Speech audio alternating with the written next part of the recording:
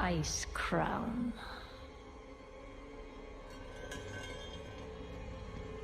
A monument to our suffering.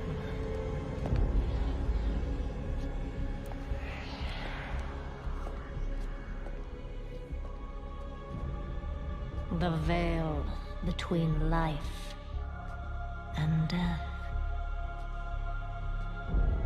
Where a usurper sits on a frozen throne.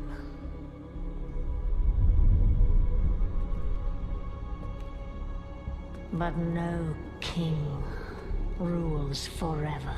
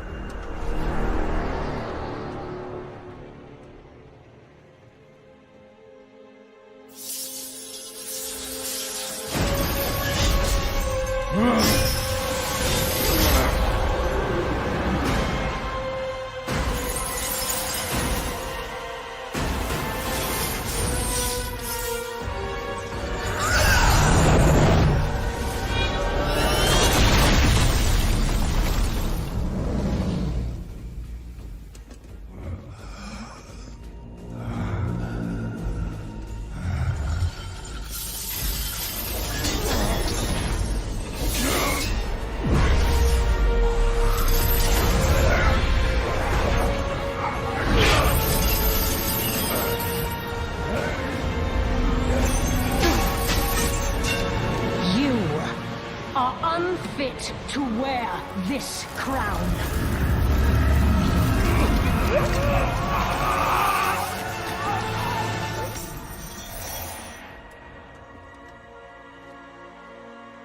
To wield so much power.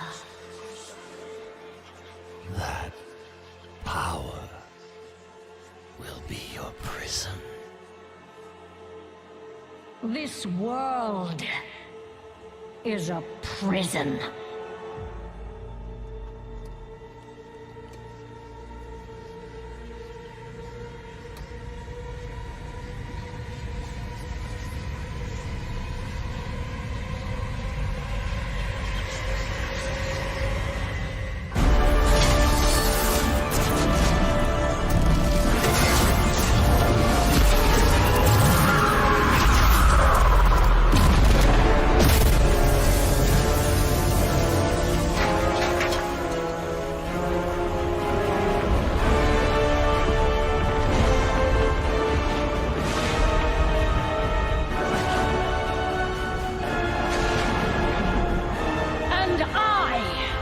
Set us all free.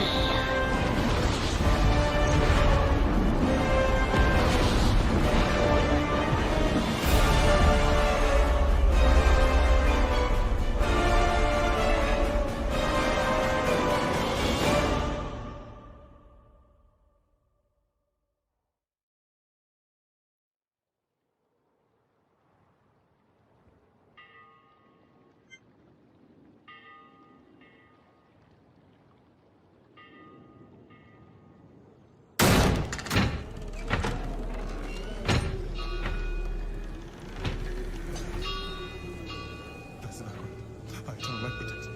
Thy divine wisdom guides me. Though my path is wrought with darkness, guide my soul to thy sacred light. Blessed Anchoret, thy eternal light protects me. Thy divine wisdom guides me. Quiet. Though my path is wrought with darkness. Shut up.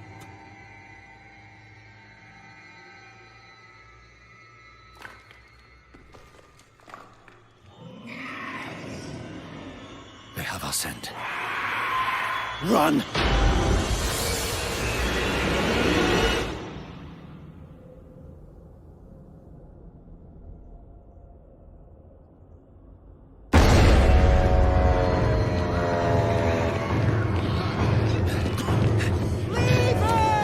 Just keep running.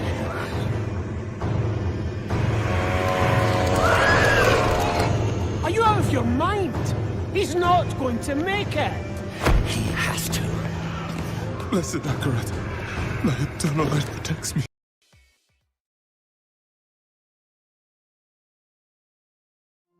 That feeling of just knowing a game is right for you when you first lay eyes on it is such a great feeling. The thing that happens is you start to feel the excitement just build up. I'm thinking about it all the time, even in my sleep. Incluso a veces por una misma comunidad. Te llegas a enamorar bastantísimo. I play video games because I love stories. Experiencing worlds that you can't experience as yourself. I guess video games allow me to be what I can't. It's fiction, but it's not. And come home, log onto your PC, and disappear into a different world. I am a part of something bigger, a part of something beautiful. As an autistic person, video games give me a place where I could be in a world that made sense to me. I will tell you that all of my family play video games. Me and my brothers, we would share the computer 1 hour at a time. 저는 제 와이프랑 게임을 가장 많이 해요. I'm really enjoying playing video games with my dad. My children. My little sister. That connection between video games, allowing us to converse with each other, added a lot to our relationship. Games like the World of Warcraft let me meet people that I probably never would have. I can honestly say I met some of my best friends through playing games. We have this connection that allows us to share our joys, to share our achievements, to share our growth together. Every time I'm able to achieve something, I'm able to make myself proud. Killing heroic Blackhand back in Warlords of Draenor was one of my favorite memories. I managed to find that one hidden pylon with my one Mutalisk. We beat hardcore Inferno Diablo. I was able to hit gold in competitive in Overwatch. I had someone say, oh, I can't lose to a girl.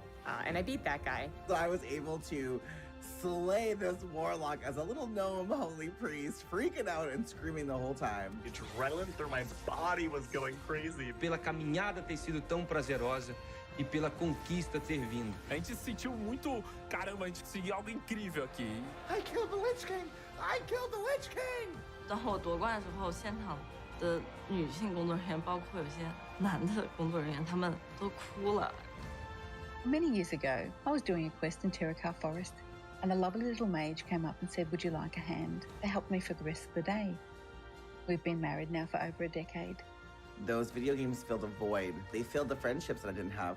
There isn't a huge LGBTQIA+ community in my city. So when I was able to play a video game, I was able to start talking with people who didn't really care that I was a gay male.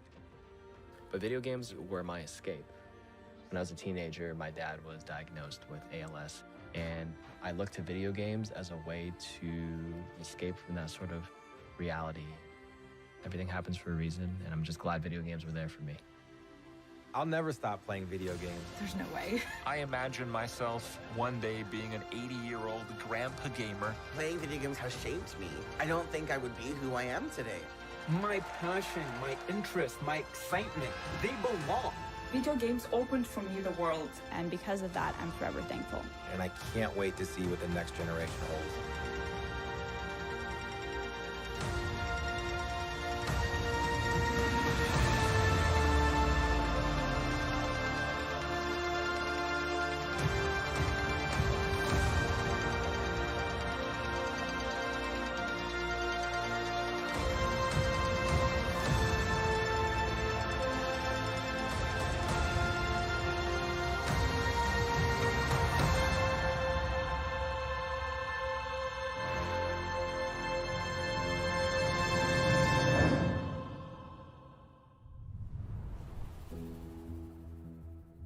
Welcome to BlizzConline, a celebration of 30 years of Blizzard communities and 30 years of Blizzard games.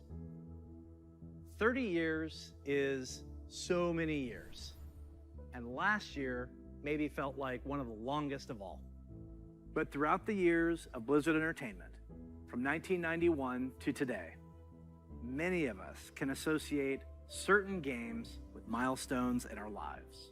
Maybe you were a little kid the first time you played The Lost Vikings, or in high school when you first played a Diablo game, or maybe you met your partner while you were playing World of Warcraft. That's the awesome thing about video games. They give us experiences that are relevant to the times in our lives and experiences that we carry forward with us. Games are here for us during good times, and they're here for us even when we feel alone or maybe uncertain. Games are coming home, familiar, comfortable, with a connection and a sense of belonging. And while many of us spent most of 2020 in our actual real-life homes, games became even more of a place to get away, to be free from outside concerns, even if just for a little while. So, this is pretty weird. Usually, when we start BlizzCon, the opening call is to my favorite Warcraft faction, the Alliance. Or my favorite faction, the Horde. I get confused. Usually, I'd be speaking to 40,000 of you in person at the Anaheim Convention Center and millions of you around the world. And usually, that would be a perfect way to celebrate. But nothing about the last year has been usual. The pandemic has been hard on everyone, and for many different reasons. But if there's one thing that the last year has taught us, it's that being apart physically doesn't stop us from moving forward.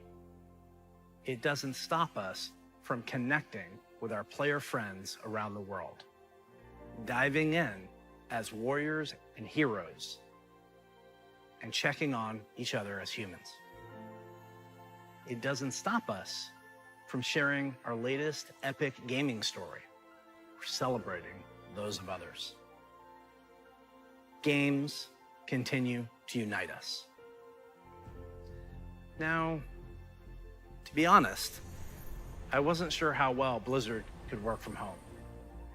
There are thousands of people, all needing to work together in creating our universes, games, and experiences. Never has it felt more true that it takes a Blizzard to make a Blizzard game. And in 2020, it became clear that the magic of creating at Blizzard isn't just tied to a physical location. It's tied to the people who work here, and I continue to be so proud of each and every one of them. Thank you, Blizzard. We create these games and pour all of our energy and heart into them, but it is you, the Blizzard community, that brings them to life. And that's why BlizzConline is a celebration of you, the guild leaders, healers, DPS, tanks, innkeepers, Zerg, Terran, Protoss, Blackwatch, Shimada, the heroes of Sanctuary and of the Storm. These next few days are for you, our Blizzard community. For World of Warcraft, we'll be showing you what's next for both Shadowlands and Classic. I'm sure you're all burning in anticipation for that one. Hearthstone is getting back to its roots in a major way. We can't wait to show you how. We also have news for our Diablo community. Some of you were able to dip your toes into the depths of hell in the Diablo Immortal Technical Alpha. I really enjoyed seeing players embrace the multiplayer aspect of meeting in town. We can't wait for more of you to get your hands on it. So, it's only the beginning of the year, And already there is so much to look forward to, even though we can't yet be together in person. The Overwatch League will be kicking things off in spring, and we'll be watching closely to see if the San Francisco Shock can continue their championship run. World of Warcraft esports is back with the Arena World Championship and Mythic Dungeon International already in full swing in Shadowlands.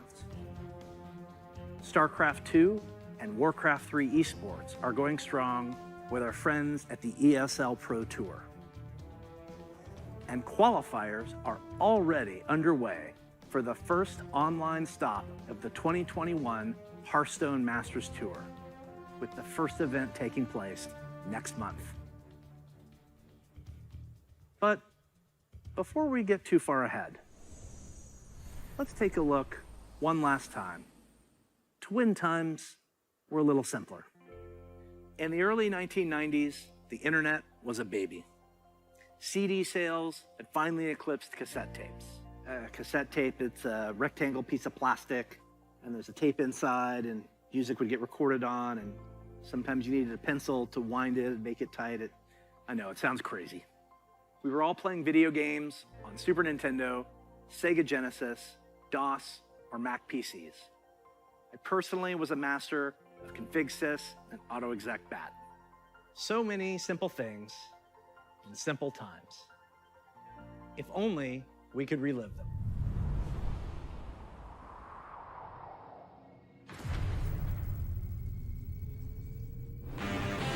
The stage is set. The green flag drops. Let the carnage begin. Holy Toledo! What a collection!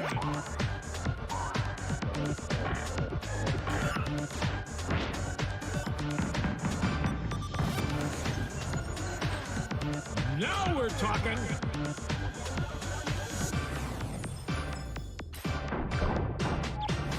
What a play!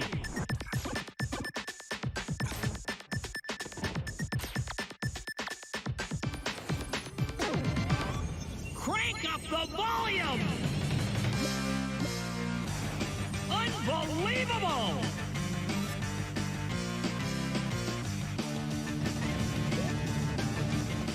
Whoa!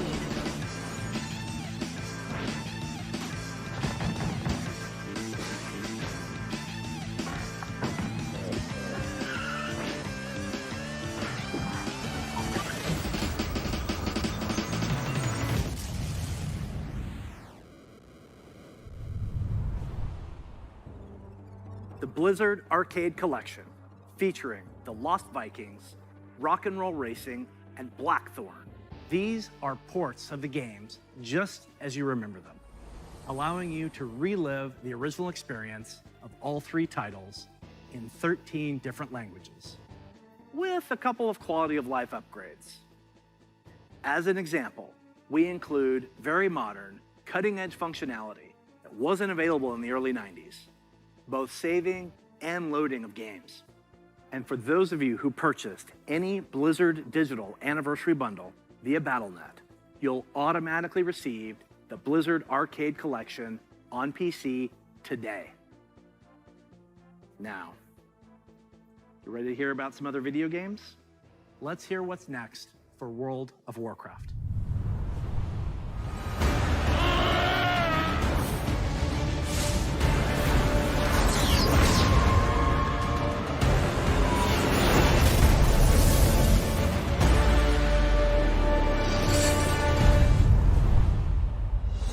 Hello, everyone.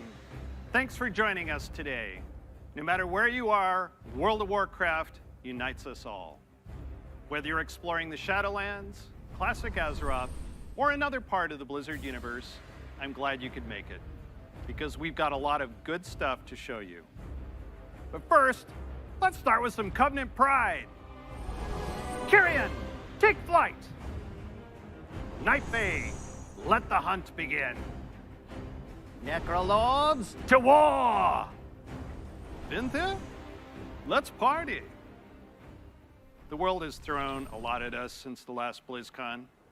And the thing that's really kept everyone going on the WoW team has been connecting with all of you. The bonds we forge with our guilds and family and friends in WoW are powerful and real. As WoW enters its 16th year and Blizzard celebrates its 30th anniversary, we're so grateful to have the most dedicated and friendly communities in gaming.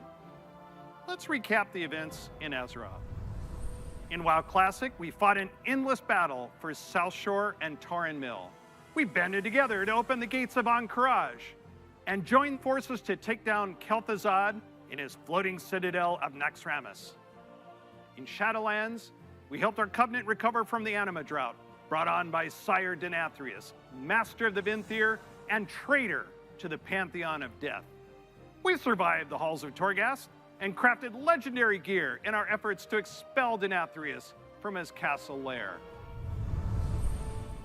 But innocent souls are still wrongfully being sent to the Maw. They face an eternity of torment, and heroes like Anduin remain chained in its depths. The jailer continues to grow in power. He's preparing to break free from the Maw and complete his plan to unmake the entire Warcraft universe. And Sylvanas, you may be wondering what she's been up to all this time.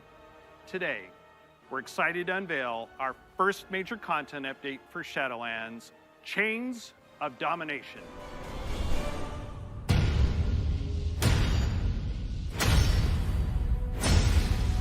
Look around you! What makes you believe you're not just a weapon to achieve his ends? Enough! Join our cause, or be made to serve. Right now, you hold all the power. Make your choice, Sylvanas Windrunner.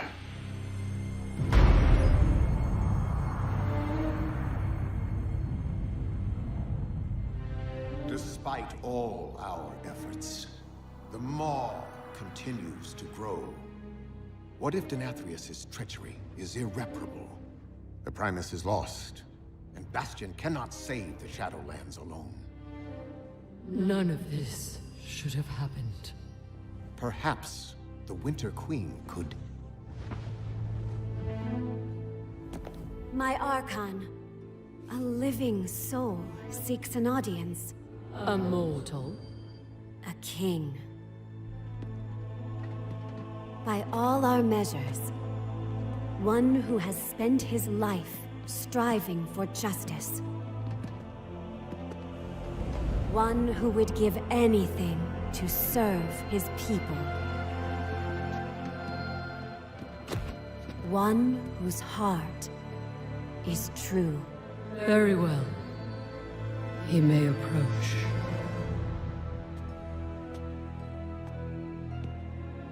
Step forward. My Ascended have spoken of you. The king held captive in the Maw. That prison could not hold me forever. Why have you come to Bastion? You have a key that I need.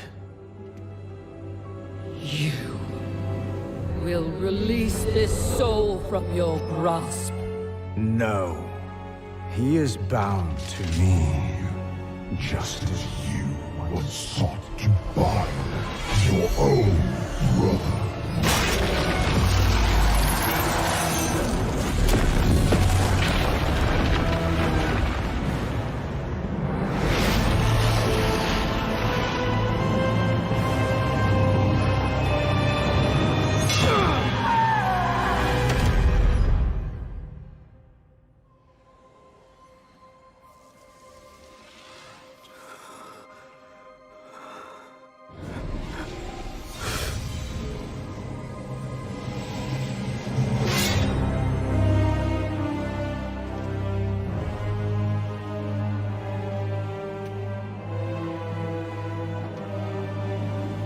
vessel performed its part flawlessly. 3 keys remain. Then they will see was never meant to be changed.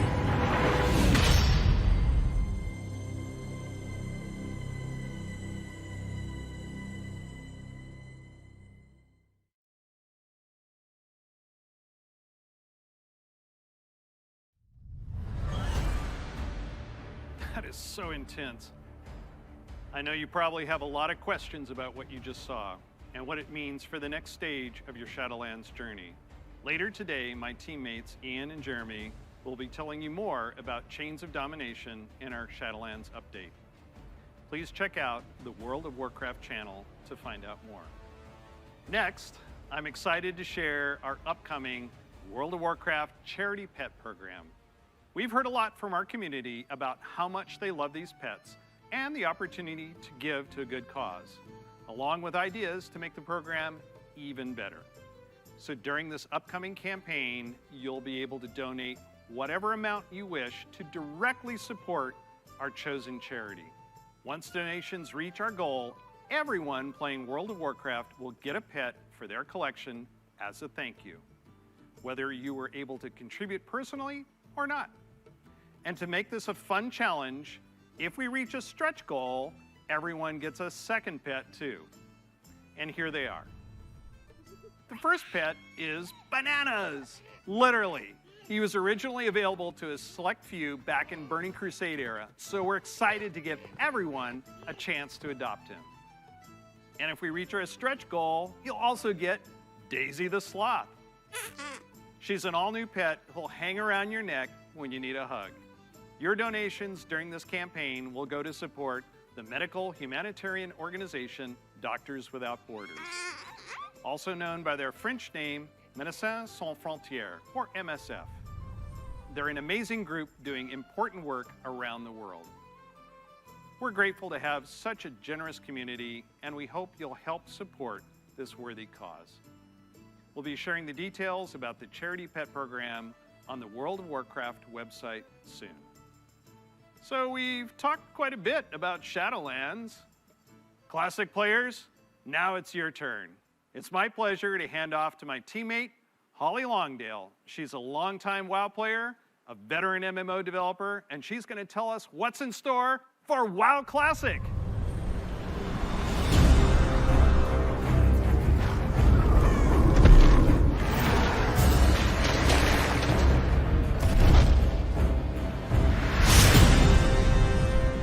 Hi, everybody. First, I'd like to thank all of you who have ever been part of the WoW community over the years. You know, online worlds like WoW have been a huge part of our lives for decades now. As a dedicated MMO fan and a developer myself, I remember hearing that Blizzard was going to be making their own MMO. And I thought, well, I guess I'll check out that beta. And sure, we all call the game WoW, but really, wow. I could not believe I got bit by the MMO bug again. I was so excited to be able to make a Night Elf Hunter and be like that famous Dark Elf Ranger from the books that I loved. I have to tell you, Azeroth was, and still is, a place I love to live. Since last year, I've had the great honor to work alongside the WoW Classic team to bring these nostalgic experiences back to life for longtime fans and a whole new generation of players. As a fan myself, I've had so much fun in WoW. From the simple things like drive-by buffing or making friends on that long haul from Teldrassil to Ironforge, all the way to the absolutely staggering, like when I jumped blindly through the Dark Portal and was running through Hellfire Peninsula, heard this terrifying noise, and then saw the Fell Reaver. Biggest roamer I had ever seen, and I was very glad I had feigned death in that moment. And that's the thing about WoW. These stories and experiences we all share keep us coming back time after time. With that said, I'm super excited to be able to share with you where our adventures are taking us next.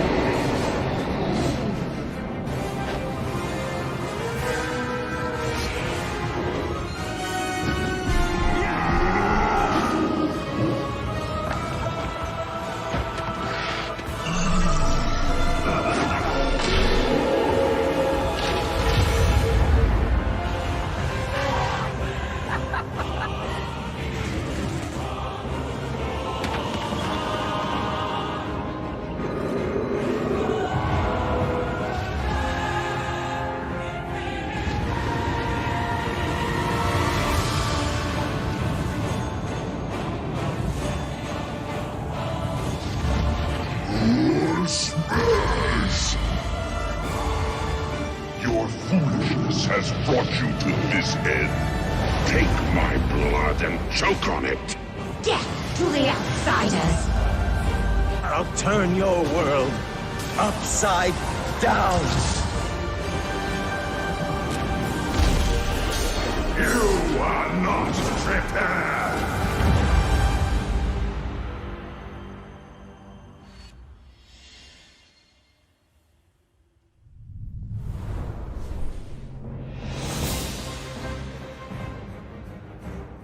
Brings back so many memories, right? Like exploring the fungal forests of Zanger Marsh, or being awestruck at the chaotic magic alive in Netherstorm, the Draenei in Exodar, the Blood Elves in Silvermoon. I love playing them both. Do you choose to enlist the Aldor or the Scryers in your quest to fight the Legion? And of course, we can't forget gathering all your friends to fight Illidan at the top of the Black Temple. I can't wait to relive it all with you. Since the team first set out on their own quest to bring the original WoW back to life, we have learned a ton about what players are expecting from this kind of experience. We've also learned when to keep things just as they were and where we all might be open to some changes. We're bringing all these lessons into Burning Crusade Classic, with our primary goal to bring back the same feeling you had when you faced the Fel Reaver for the first time, or when you were digging through piles of Felhound poop. Of course, we can't get this right without you, our incredible community. Soon, you'll be able to revisit Outland yourself when beta starts and tell us what you think. Later, all WoW Classic players are going to be presented with a meaningful choice for each one of your beloved characters. Do you want to move on into Burning Crusade Classic? Or do you want to stay in the original Classic era forever? Whatever you decide, you can do it all with your one WoW subscription. Now, I know I've thrown a lot at you, but don't worry. We'll be getting into the details in our panel later today. So stick with us. We'll make sure you are prepared. And now we're going to hear what's coming up in Hearthstone.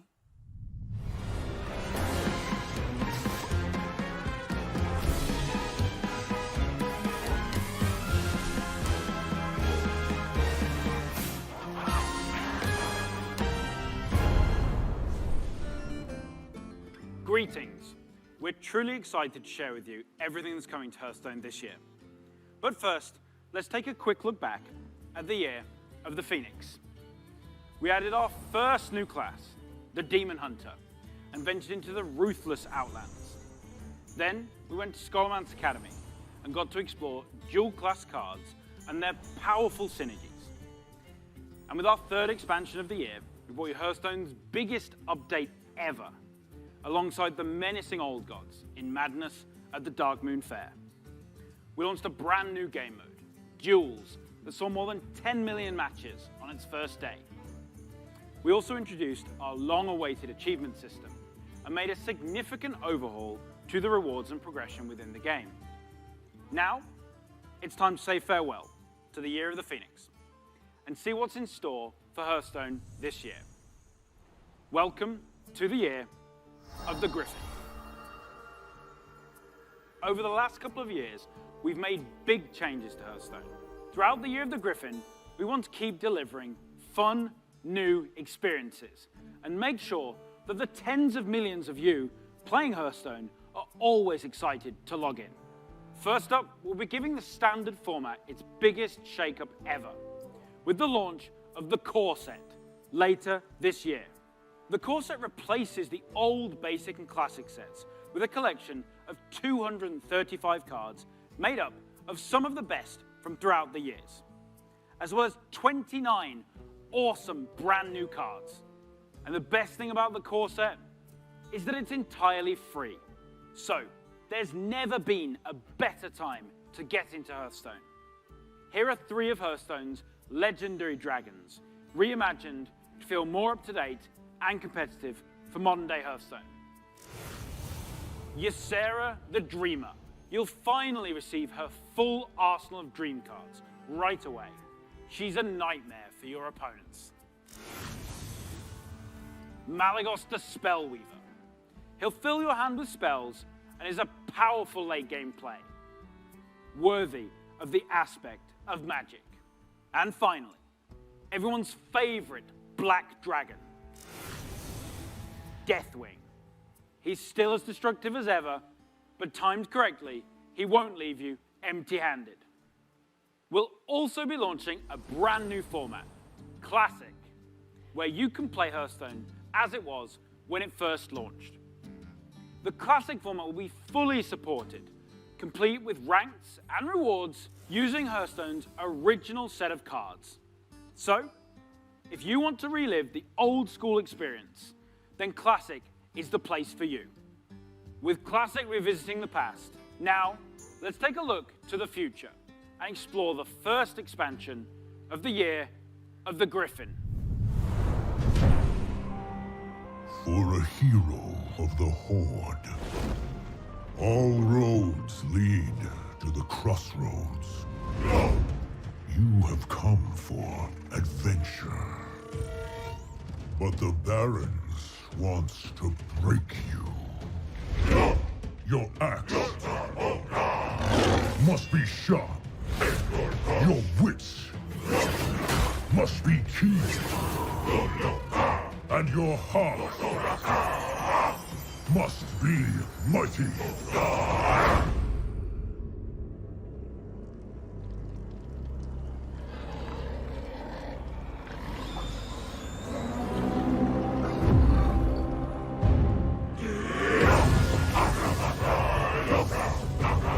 Strength and honor. This is who we are.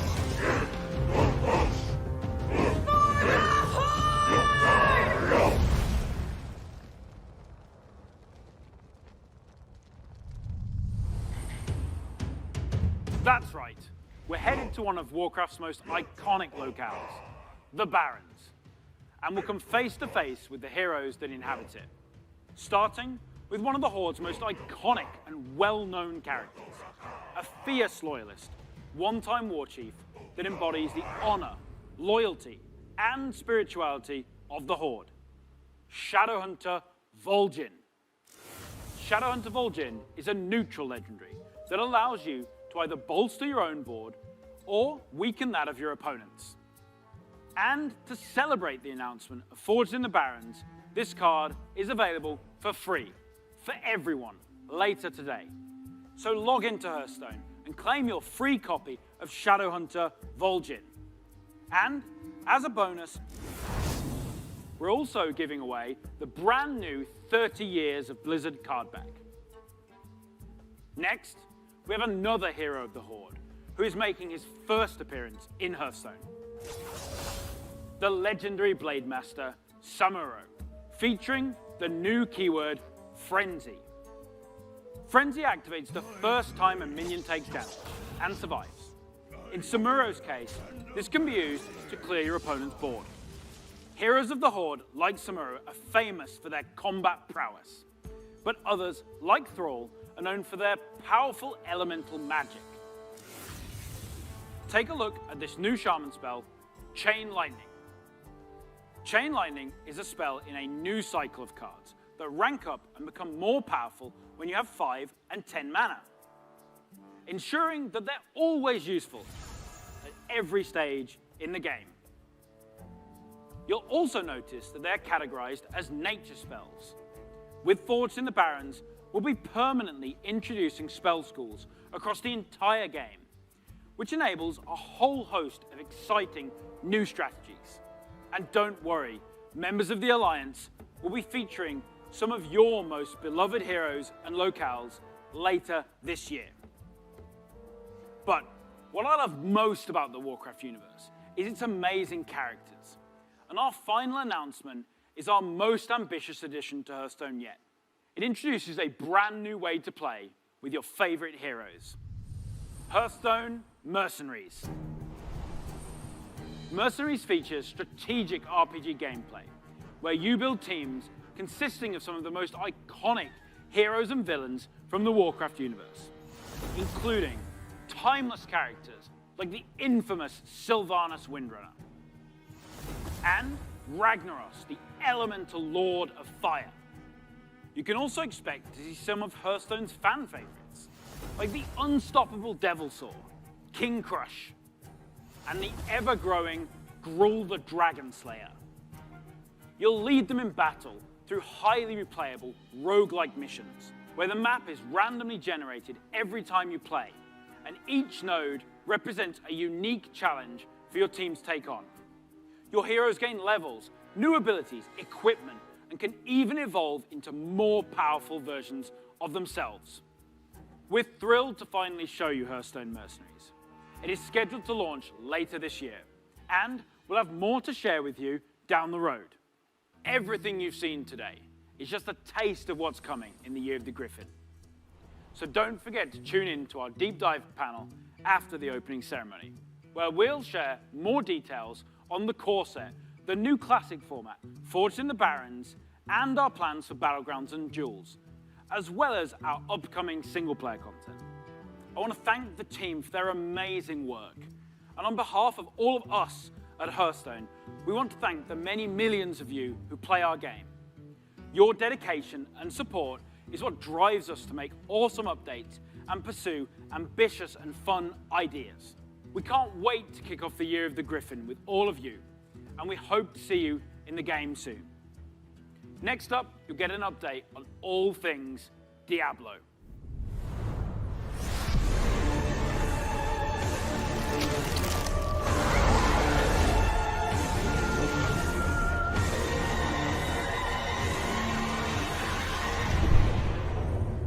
Hey everyone, thank you very much for joining us. I am so excited to kick off the Diablo segment of our show, and I am honored to be here on behalf of all of our Diablo teams to share the news and updates we have in store for you today.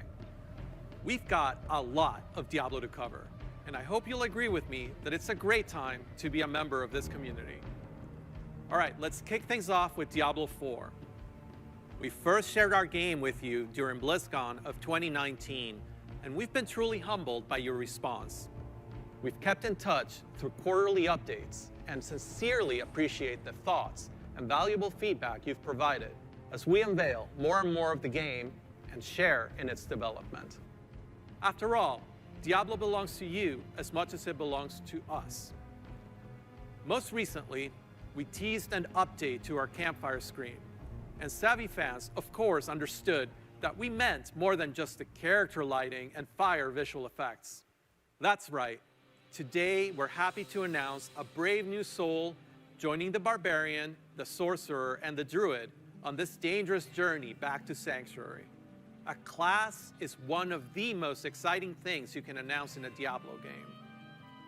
This one is especially exciting to me, as it's a re-envisioning of one of the first classes to ever appear in the series. Let's have a look.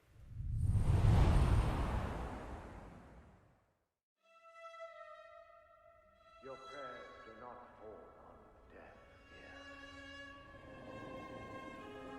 Just know they are being heard. There is justice within the light, but you have to be patient. Now, pray with me. May Akarat guide and protect me. May Akarat guide and protect me. May he shepherd my soul May he shepherd my soul. and grant it mercy. And grant it mercy. What are you doing here? This is not the time. But this is confession. And I have sinned. I was a thief who stole from those more fortunate. I strayed from your light and found my trade in the shadows. They call it murder. I say, job well done.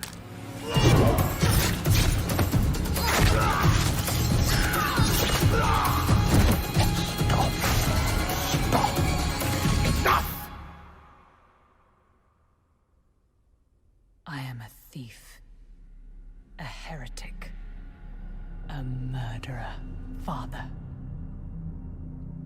Will Akarat save me? You mock our light. But those monsters were a scourge upon my flock. And you were the answer to their prayers. Then we are settled. And you owe me. The name you seek is... Thank the heavens for you. Heavens? I assure you, Father, the heavens didn't send me.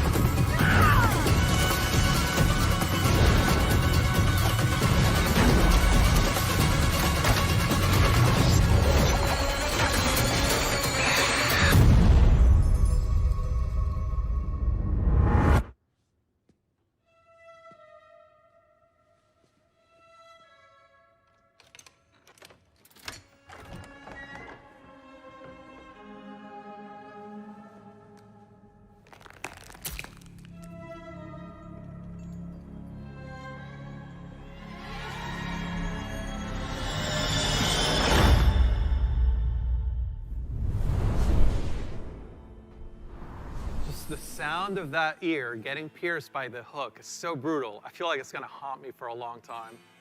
I've been a huge fan of the Rogue ever since the original Diablo.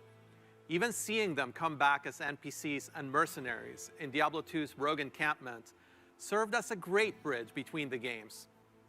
With the setting of Diablo 4 being a larger world than we've ever played in before, we're excited to show you not just what the successors to the original rogues in the series have been up to since the fall of their order, but also what some of the other rogues in the world of Sanctuary might look like.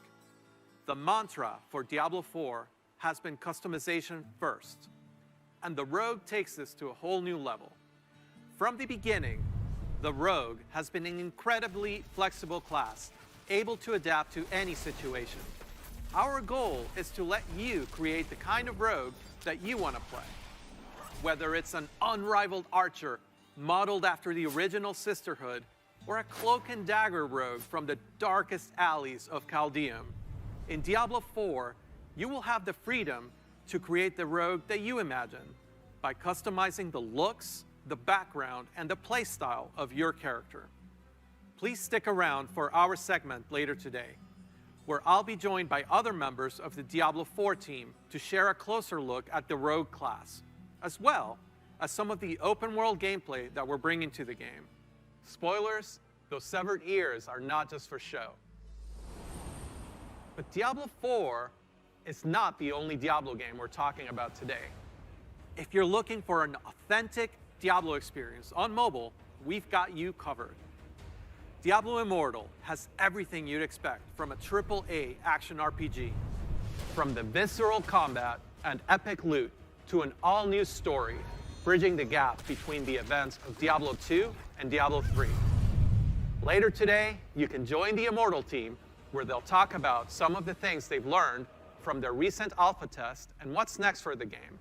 But that's still not all. We have one last bit of very exciting Diablo news to cover. When you hear us talk about the classes, the items, or the stories of the early Diablo games, you may have picked up on the absolute reverent tone we reserve for that golden era of Diablo. Maybe you share that love of the classics, and just hearing us talk about them makes you want to take on Mephisto or Baal one more time. Or maybe even for the first time. After all, some of our favorite moments happened a long time ago, and not just in Sanctuary years. If so, we have a special surprise for you today. Let's check it out.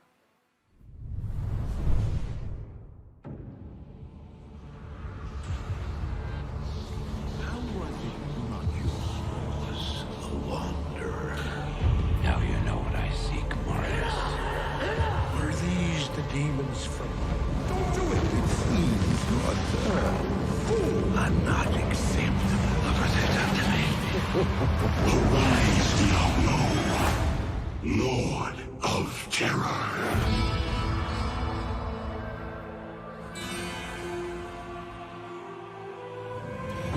Though this be our darkest hour, it may yet be your greatest moment.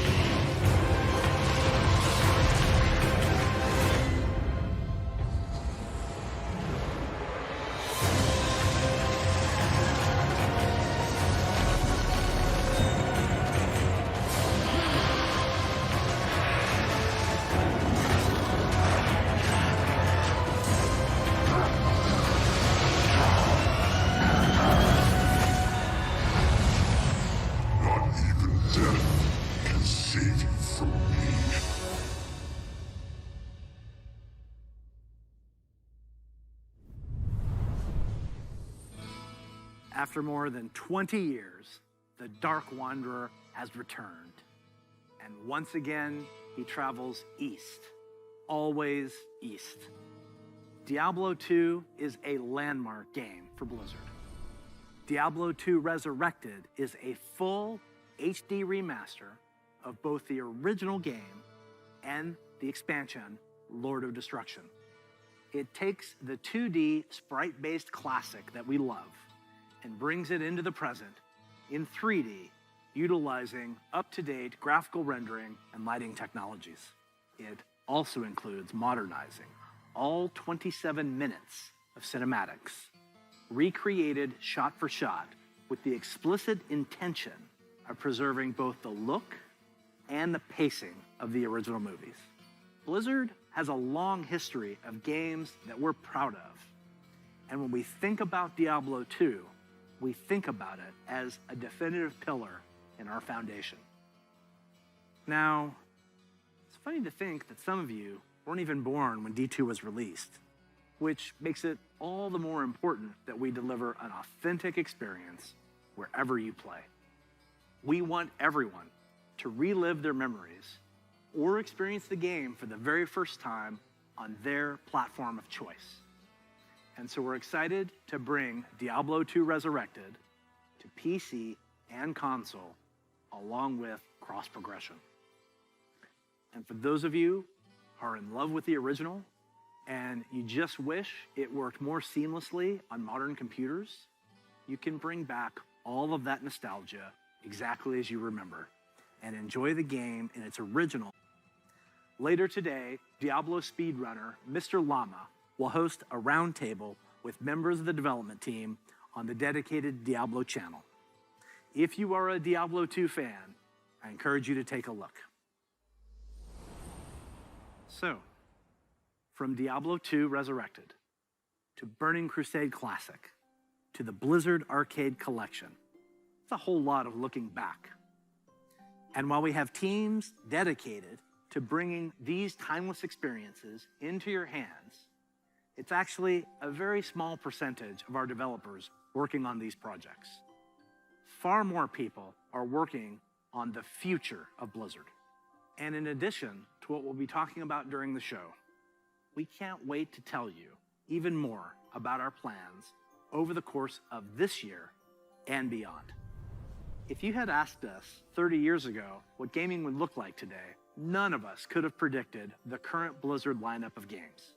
The advances in technology are one thing, but it's really what those advances have enabled that's even more incredible.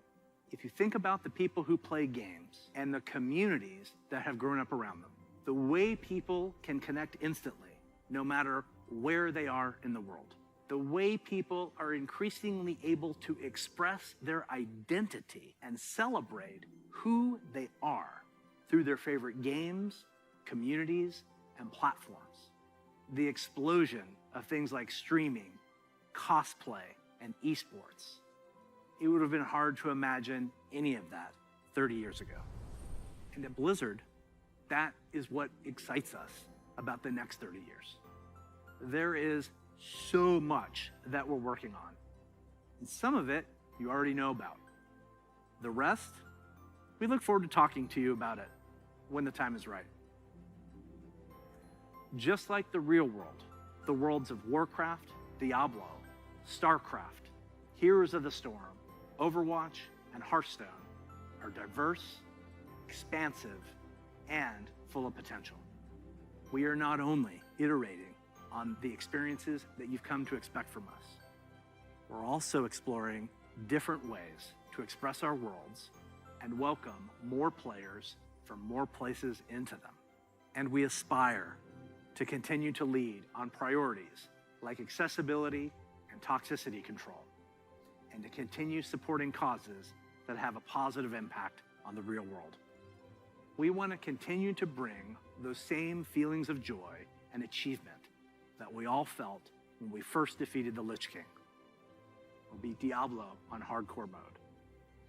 Because when we geek out on those experiences with others, we can't help but see the similarities between us and feel what's possible when we play together. Of course, there are new Blizzard worlds that we haven't visited quite yet. And when we do finally unveil those games and experiences, our hope is that you will see in them what we do.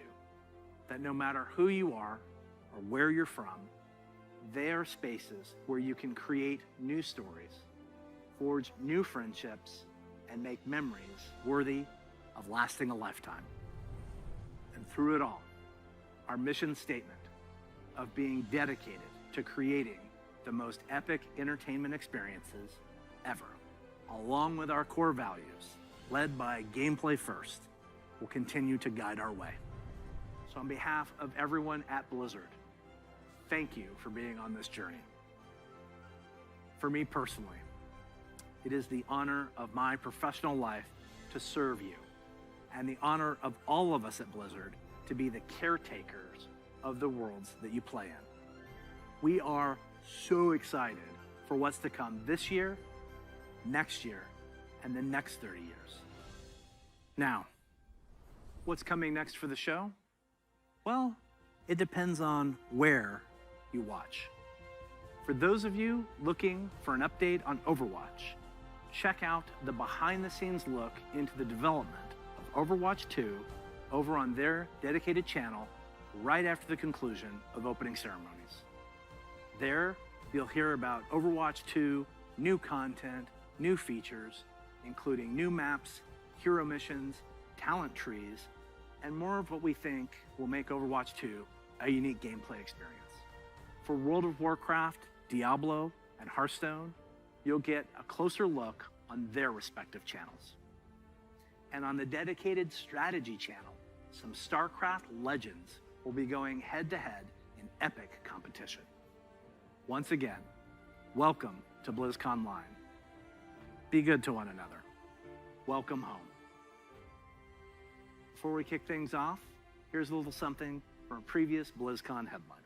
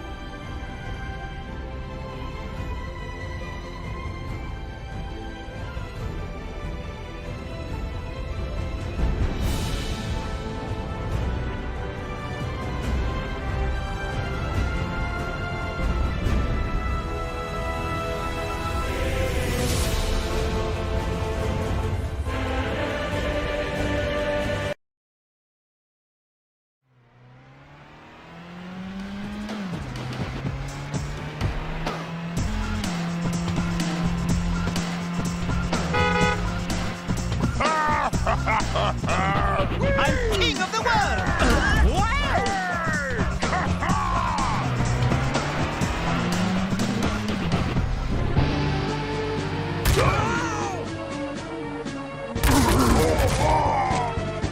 For the Horde! For Lordaeron!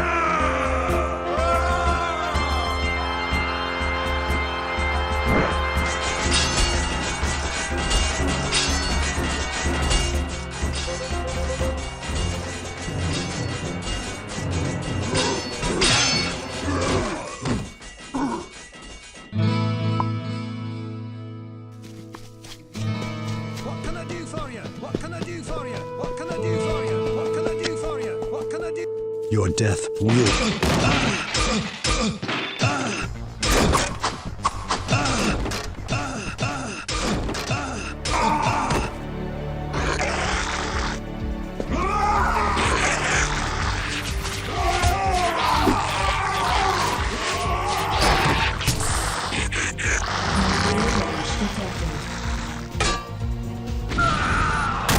Morta Vespa Gaia Inu.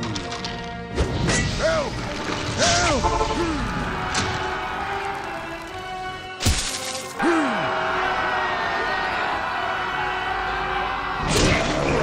By the power! Strike with great vengeance!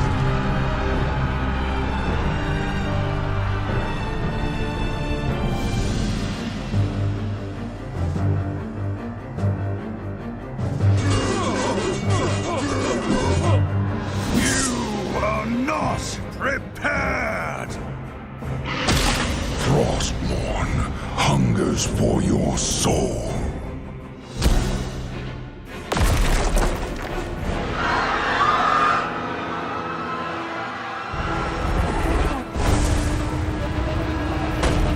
Your time has come.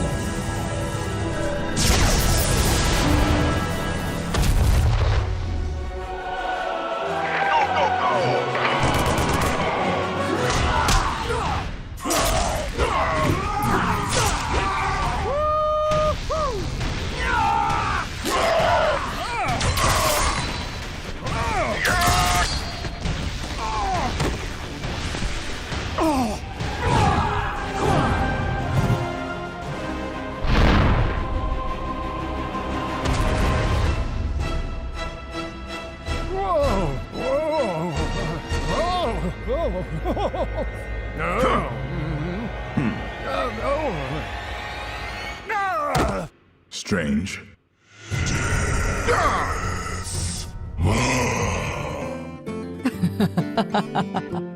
Greetings to you. Seems you're ready for the real thing.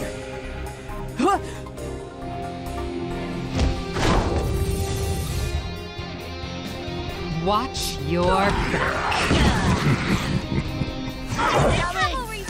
F it up!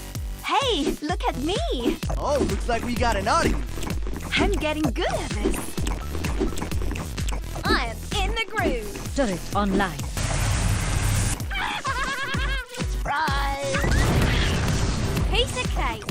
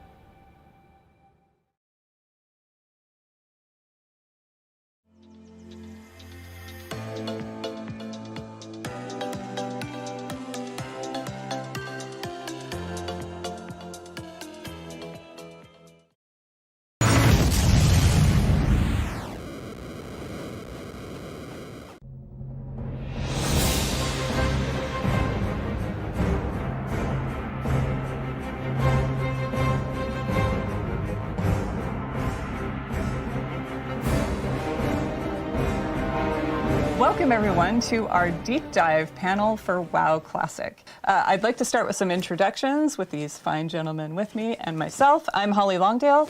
I'm the principal producer for WoW Classic.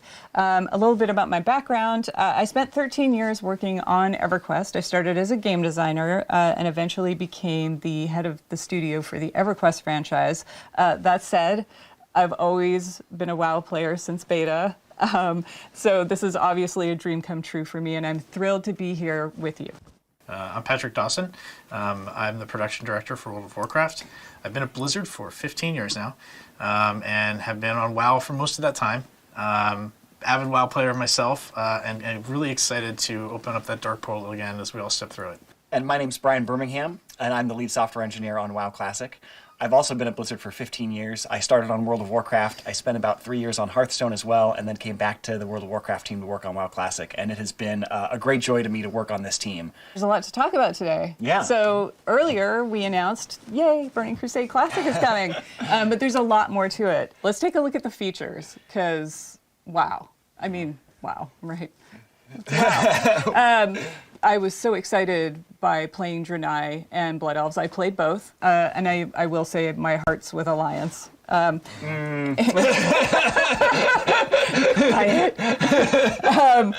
I also took up jewel crafting on my Draenei Shaman. I wanted to corner the market. Just the whole notion of having items with sockets and just exploring that whole system. I'm also a bit of a systems nerd. So I completely lost my time for weeks in there. The Burning Crusade, I remember being there back then. I mean, it was our first expansion ever. So all the new features was like this really cool moment of like, what's coming next, what's going to happen, and one of the things that was pretty impactful to the game was Horde having Paladins and Alliance having Shaman. I mean, as an avid PvPer myself, I remember going back and trying to fight Shaman. I was Alliance back then, and just not understanding that class at all because my team didn't have it. So like I try to poly them and then be like grounding totem. I didn't know what that was, and it's just like, why are Shaman immune to everything? I don't understand. That's not what you said. Yeah, no, I did. No, you said they're cheating. I understood polymorph druids, but Shaman, why? Like now I started to understand Shaman a little bit better. We got some of their benefits. I actually like got to see totems being placed down on my side for once, and got to see the frustration of dealing with Bubble Hearth on the other. Yeah, I remember when I was doing raids, we were always jealous of the Alliance having Paladins for Blessing of Salvation. Like people would be pulling aggro off me, and I'd be yelling at them like, "Wait for 3 Sunders!" And then Alliance is just like, "No, it's no problem. Just go." Yep. So hey, I mean, we were upset raiding like Razorgore without Earthbind. I mean, it really evened the playing field for both PvE and PvP, which was kind of cool. But there were a ton of new features and just abilities with this too. As we got to level 70 and got to experience new content and new things. I remember one of my first experiences with understanding what it meant for designed by Blizzard, right? Oh, yeah. Because I was an engineer, right? I wasn't a designer. I was working on like the live ops team at the time, and I was playing my class, avid player of Mage, and I sent this long email to Tom Chilton saying like, hey, here's what Mage needs. The Dawson Manifesto. So it was a well thought out forum post. And what was in it was things like bring back invisibility, let's get a threat dump in the class. And I didn't even necessarily tie those two together, but he was like, that's a pretty good idea, let's get Mage's invisibility. And just knowing that skill was coming along with some other new stuff for Mages like the Molten Armor, the Ice Lances, was just really cool to see all this new stuff in Burning Crusade. On the other side of that, I was really excited about Spell Reflect because I was really frustrated getting polymorphed and being able to like reflect that back on the mage. As a mage, I was not excited for you to get I bet you weren't. And there were even some PvE encounters that had abilities that you could reflect back. So I remember that was really fun to kind of find ways to time that and use it as a defensive ability as well. I was a hunter. Mm-hmm. I'm a hunter now, also a hunter. actually. Yeah, I've switched. But I remember just chasing Beastmaster and just DPS. Yep. That was it. That was the chase, yeah. Talking about that too makes me think of like the arenas and the arena system. That was a whole new world for us, with Battlegrounds and the way they worked before, like the way the matchmaking happened. Usually I was pretty competitive in PvP, so I would either get in there and stomp the enemy team who was just there to be casual, or, you know, even though like we were a good team, we weren't like the best of the best. So when we ended up going against one of those teams, it was just like, well, geez, we're just getting stomped now. This is tough. Arenas gave everyone an opportunity to play against equal-minded opponents, right? So if you were a little bit more casual, you get the opportunity to play against people who weren't maybe so competitive. Or if you were like cutting edge, go for it. Like, try to be the best of the best. And what was great about that is it spawned an esport. Like, that wasn't, we didn't design it for that. We just wanted people to have fun.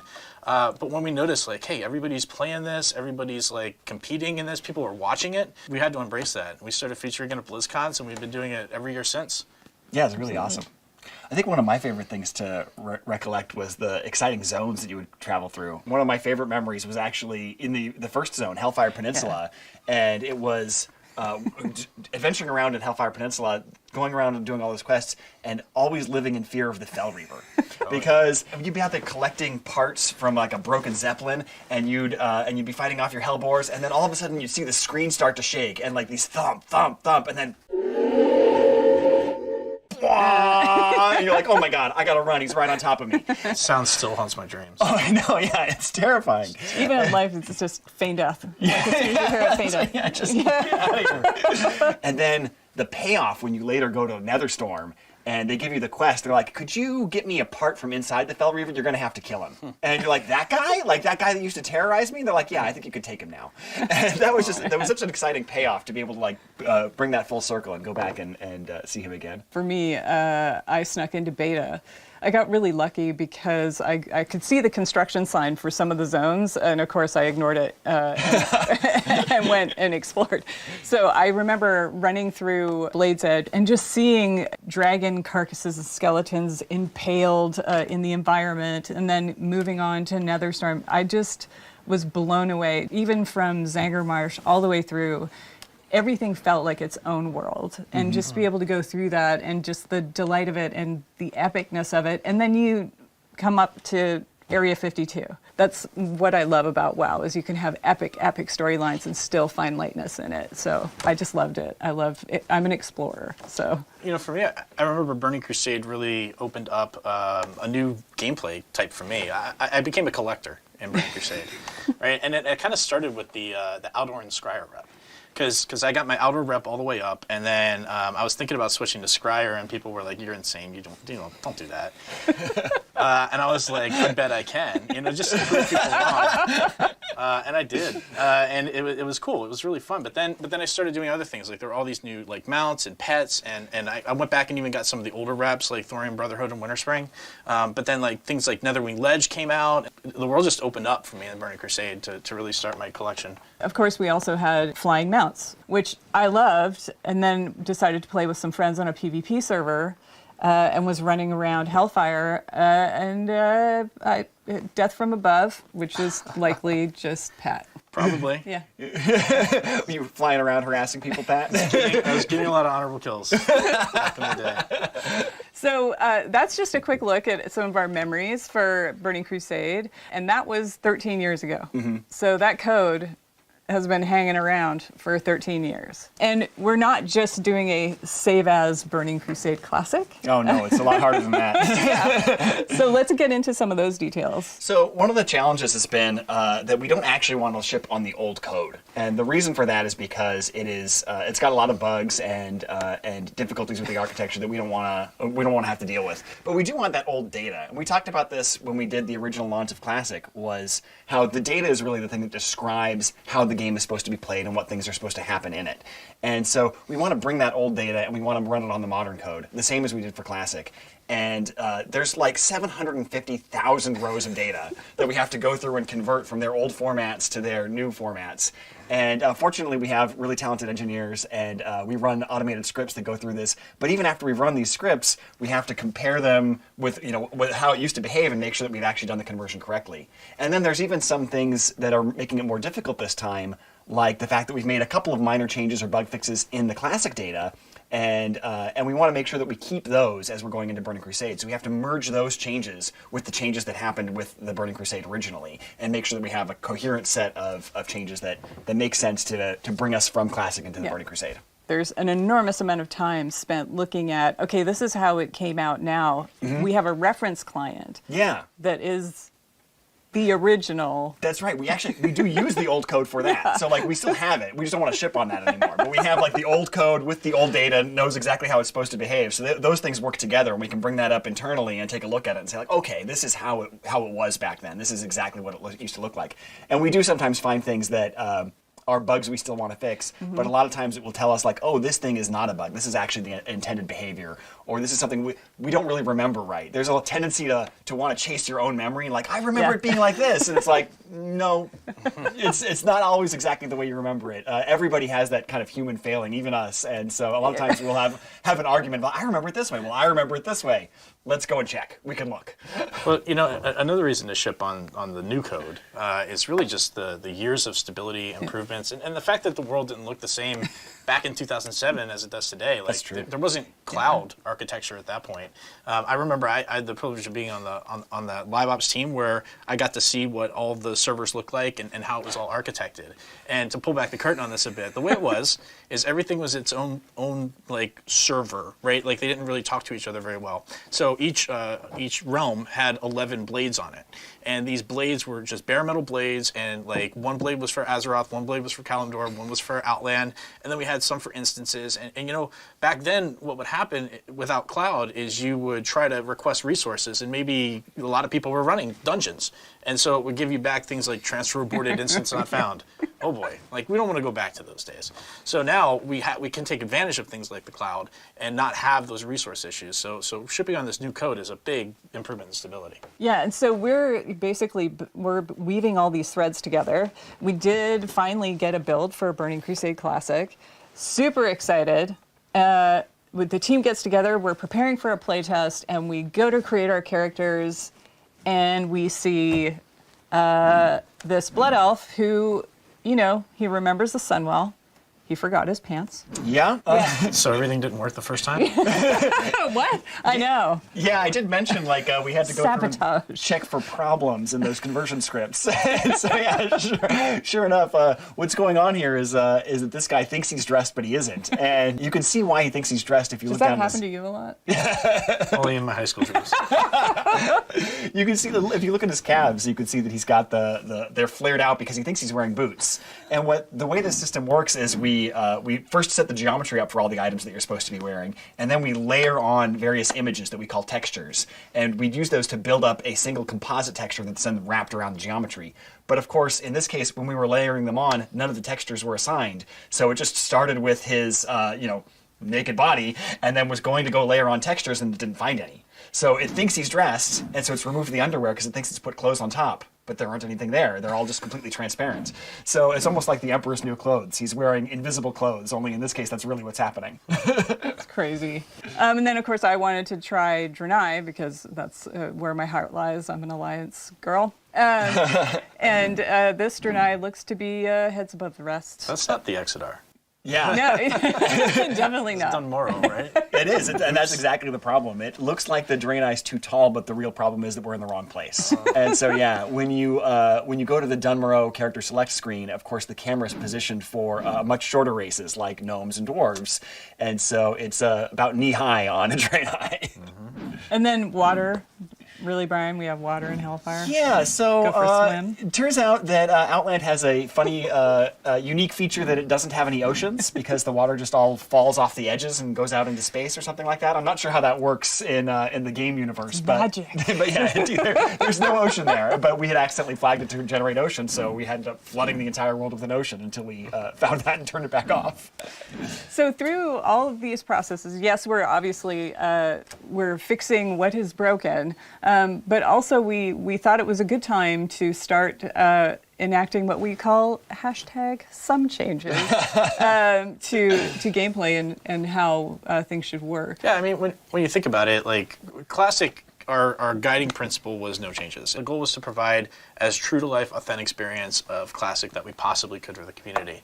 And we accomplished that. What was interesting to me is to see this vibrant community that embraced it and then said, hey, but we're not exactly the same as we were 15 years ago, right? And they're right. Like the times have changed, the world has changed, and so some of those things that maybe were out there that were not great and were warts back in the day is not something that we would want to ship again. Like something that feels a little buggy or wrong or incorrect. So the idea behind this is let's provide what the Burning Crusade experience was without those warts. This really, I think, illustrates the difference is spell batching. We actually had a lot of requests originally for spell batching in that kind of no changes charge, where they said, hey, I remember when I used to be able to have two mages polymorph one another, and they would both end up polymorphed. And that's cute and fun, and I kind of like that. And so we said, okay, well, we can put that back in. But the system that causes that is, of course, that the spells are batched up and processed in these giant batches. But over the last 2 years, people realized that what that comes with is about a half a second of kind of built-in latency, where you push a button and it doesn't actually take effect for that half a second while it's waiting to queue up the other ones to go with it. And people were starting to find that frustrating. I talked to a lot of people who said they were excited about it when it first came out with Classic, but after they've been playing with it for 2 years, they're really ready to see it go, and we're ready to take it out too. So we're going to remove spell batching with Burning Crusade. That's definitely great, because I remember like every 2 weeks I get a bug report, Vanish is broken again. And it was because of stuff like this, right? Like if you vanish at the same time a fireball's hitting you, it's going to pop you out, right? Exactly. Like, and so we were trying to do all these tacky solutions to it, but the real answer is just don't spell batch. Yeah. But we didn't have the ability to do that then, so glad we're doing it now. Yeah. Another one that I can think of is just how the raiding community has matured, right? Like things were very different back in 2004, 2005 timelines compared to today. So, the raiding community knows exactly what's going on, and they want a challenge. They want more of a challenge. So, rather than always giving them like the last version of the boss, the final form of the boss, which maybe is been hit with a few nerfs, let's not do that anymore. Let's give them a more challenging version of the boss. I'll give you an example of like Muru. Right, where the initial version of that boss had a lot of spell pushback, and so like that made it really tough to bring casting classes to that fight. We did fix that pretty quickly and change the fight to allow for that. Now that's a change we probably would incorporate in this, right? Like we don't want people to feel excluded or not part of being able to do a fight like that. But then probably a month or so after that, we nerfed Muru's health. That doesn't need to happen. Let's just keep it in the hard form. We can evaluate any changes we need to make after that, but it won't just be like, hey, final form, we're not even going to look at it. Let's call it a day. So. Yeah. So how did your mage handle the pushback? I just you get it feels personal, yeah. No, I was the raid leader, so I got to shoot you went. But the one mage allowed to go. that was honestly that's one of my favorite fights ever in World of Warcraft. That was a really, really fun fight. That's awesome. Another change that we're talking about making is along the lines of that PvP balance and faction balance is obviously, with Burning Crusade, Paladins are introduced to the Horde, and Shamans are introduced to the Alliance, and that was intended to be a balancing of the factions, and let's make them even. And then they wanted to kind of keep a little bit of flavor of that faction identity, so they kept Seal of Blood on the Horde and Seal of Vengeance on the Alliance. It was intended to be equivalent power abilities that were just slightly different in flavor, but in retrospect, Seal of Blood was just so much better. And so one of the changes that we are going to make is we are going to give the opposite faction's seal to the other faction, but we're going to do that at max level. So we keep just a little bit of that faction identity, where Horde will get Seal of Blood at level 64 on schedule, and then get Seal of Vengeance at level 70. And similarly, Alliance will get Seal of Vengeance at level 64, and then their equivalent, Seal of the Martyr, at level 70. Another thing we want to talk about is arena teams. When it first came out in Burning Crusade, the arena team system only let you have the same number of players on your team that was the size of the bracket it was for. For example, a 3v3 team could only have 3 players on the team. So if someone was like sick or unavailable one night, you couldn't play. And that felt really frustrating. So we're definitely going to go with like the last version of that, where you could have twice the size of the bracket on your team roster, so that you had alternates you could swap in and out. And then that way, as long as anybody had participated in, I think, 30% of the matches, then they got the full credit for the week of participation. Yeah. So when we did personal ratings versus team ratings? I think that came later, and we're also considering whether or not we want to do something with that as well. Because another thing that was problematic about arenas was the way that the ELO system was so inflationary. And so we're talking about whether or not we want to move forward with converting that to something more like the modern MMR system, so that it isn't as punishing to people in terms of like waiting hours for a match at the highest levels and things like that. And another change, we're going to give players access to Blood Elf and Draenei early, so that before we actually open the Dark Portals, you'll have a chance to level those up. That's definitely not something we did originally. I remember I had a friend who was really frustrated that the rest of us were all running around in Outland, and he was like, I'm still back in Wetlands. What is going on? When can I play with you guys? So I'm really glad we're doing that. Doing that with pre-patch? Yes. Yeah, that's the plan. Yep. Very cool. Pre-patch will come out and you'll be able to go start your Blood Elves and Draenei. And then content. So we've got some phases happening. Yeah. So the content phases that we got coming are exciting. We're going to start with Karazhan and Gruul's Lair and Magtheridon's Lair. And we want to start with just that released because we found with Classic that people really enjoy that kind of gear progression. And that's where all the Tier 4 gear is with those raids. And we want people to have an opportunity to level up, catch up to their friends, and all kind of go through these things together. So as we unlock each chapter, we want to make sure everybody's had enough time to be part of that chapter. And the next chapter after that will be Phase 2, which will be Serpent Shrine Cavern and Tempest Keep. Then next we move on to Phase 3, which is Hyjal and the Black Temple. And the reason that's a change is, of course, originally Hyjal was available from the launch of Burning Crusade, but nobody could really get in there because of the way the attunements work. So we'll unlock that as a later chapter alongside Black Temple. And then that'll go with Arena Season 2 at that point. And then Arena Season 3 will come out alongside Zulaman with a little bit of catch-up gear for anybody who's taken that long to catch up. It's another smaller instance, a 10-man. And then finally, Phase 5 will be Sunwell and Arena Season 4. It's been a very busy year. It is. It's an expansion with a lot in it. And so we spent a lot of time talking about Burning Crusade Classic and Burning Crusade, which is exciting. We're very excited about it, but there's a lot to talk about. There's a lot coming, and we want to walk through how this is going to materialize. Well, really the question is, we have a diverse player base where people have a lot of different wants and needs. And how do we get there? How do we get to the Burning Crusade? Well, the first group of people that we wanted to make sure that we were serving well is those people who do want to go to the Burning Crusade. We feel that most of the community is interested in this. They're going to want to do this. We want to make it simple and easy for them.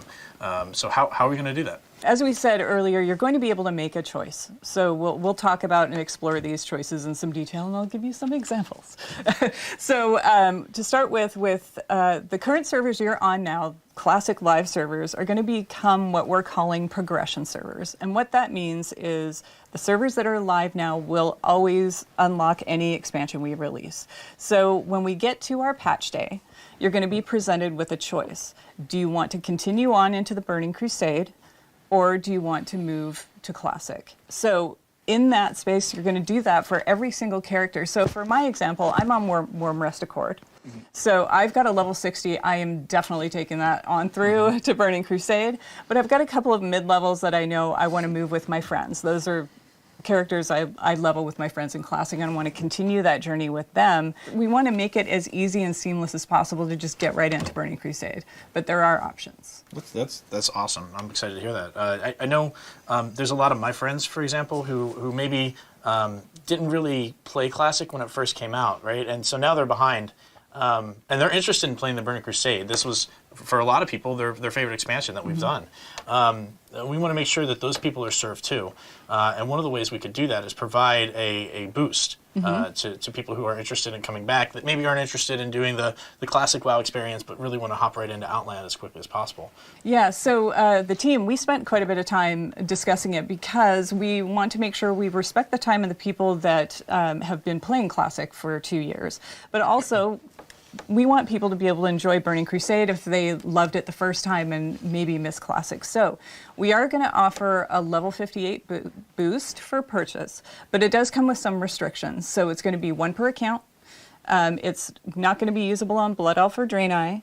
It'll have some dungeon blues. It'll have level 40 mount skill, no professions. It's the basics, basically your Outland starting kit. That's cool. That's a really great way to jump into the game for sure. Yeah, I like that. I'll be looking forward to that. Look, I know a lot of people came back to play WoW Classic, and that's all they want. That's all they ever wanted. They're like, you know what, Burning Crusade, that's awesome. I'm sure some people are going to love that, but for me, I came back for WoW Classic.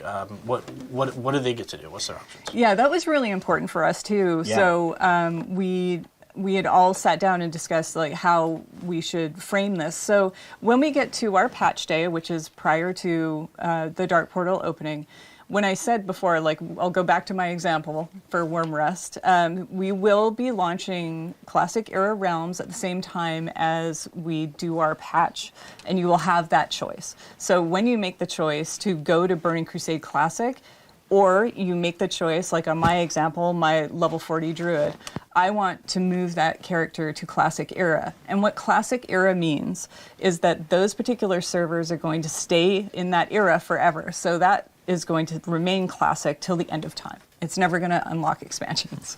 You'll be able to make that choice for every single character. Do you go on to Burning Crusade, or do you choose to go to Classic Era? Let's say, you know, you're behind the times a little bit. You'll still be able to have that choice.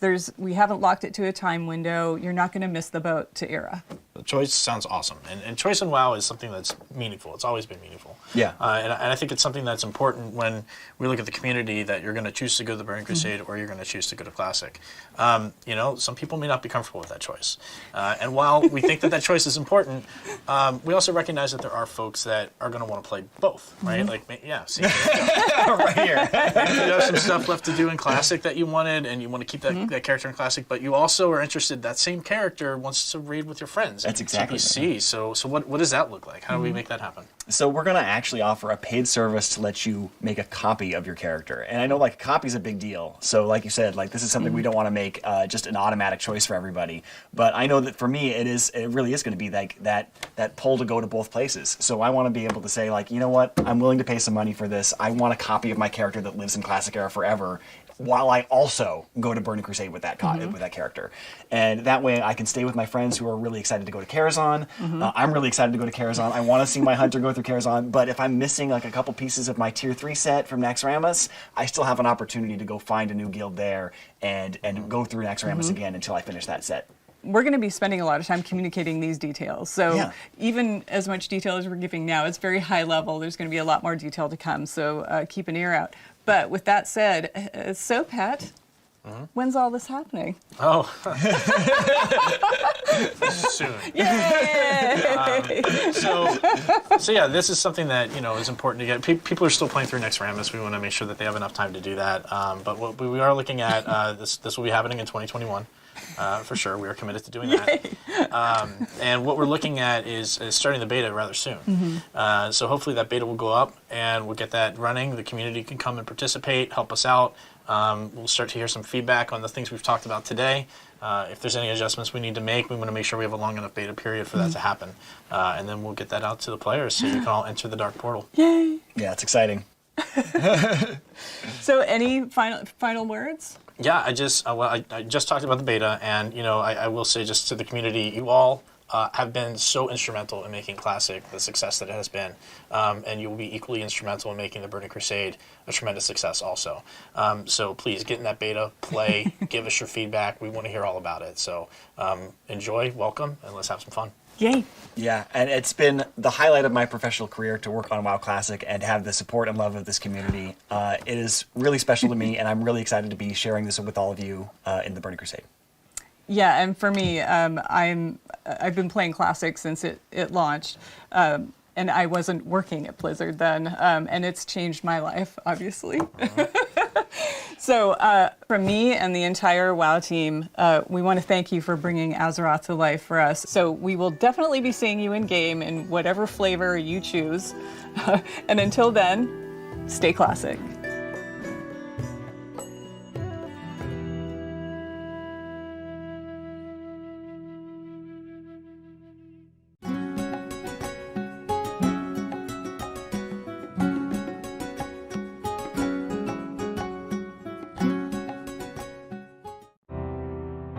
Dolby is a proud partner of BlizzConline. Watch Shock vs. the World in Dolby Vision and Dolby Atmos, only in the Dolby Access app.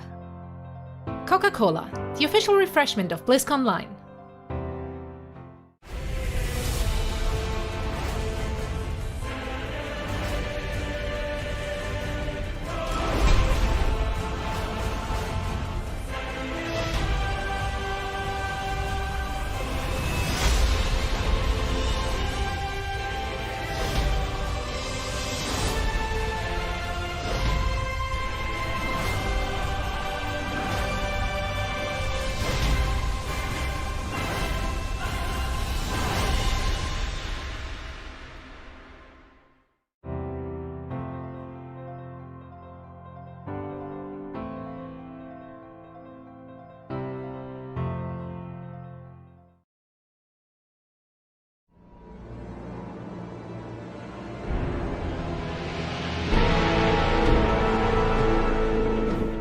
Ever since we announced Diablo 4 at last BlizzCon 2019, we've been sharing updates with you guys through our blog, whether it's items, skills, zones, even user interface updates, and you guys seem to have really enjoyed that. Today, to mark the special occasion of BlizzConline on Blizzard's 30th anniversary, rather than doing a blog, we're actually going to share lots of video, introduce a new class like we saw in opening ceremonies, and also cover some open world topics, including mounts, camps, and PvP. Yeah, this is like the ultimate blog post, right? We get to actually hand deliver it. This is the dream. It's all finally out there, and we can talk about all of it.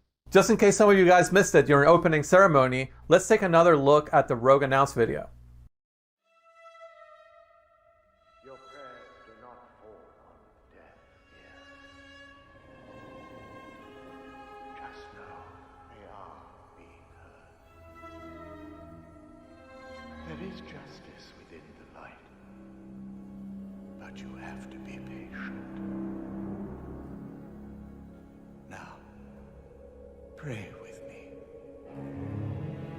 May Akarat guide and protect me. May Akarat guide and protect me. May he shepherd my soul May he shepherd my soul. and grant it mercy. And granted mercy. What are you doing here? This is not the time. But this is confession. And I have sinned. I was a thief who stole from those more fortunate. I strayed from your light and found my trade in the shadows. They call it murder. I say, job well done.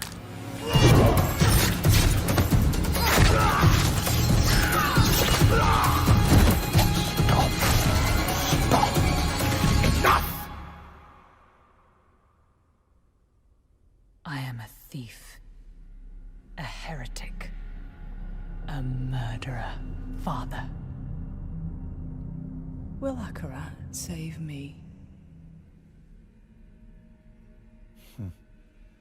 You mock our light. But those monsters were a scourge upon my flock. And you were the answer to their prayers. Then we are settled, and you owe me. The name you seek is... Thank the heavens for you. Heavens? I assure you, Father, the heavens didn't send me.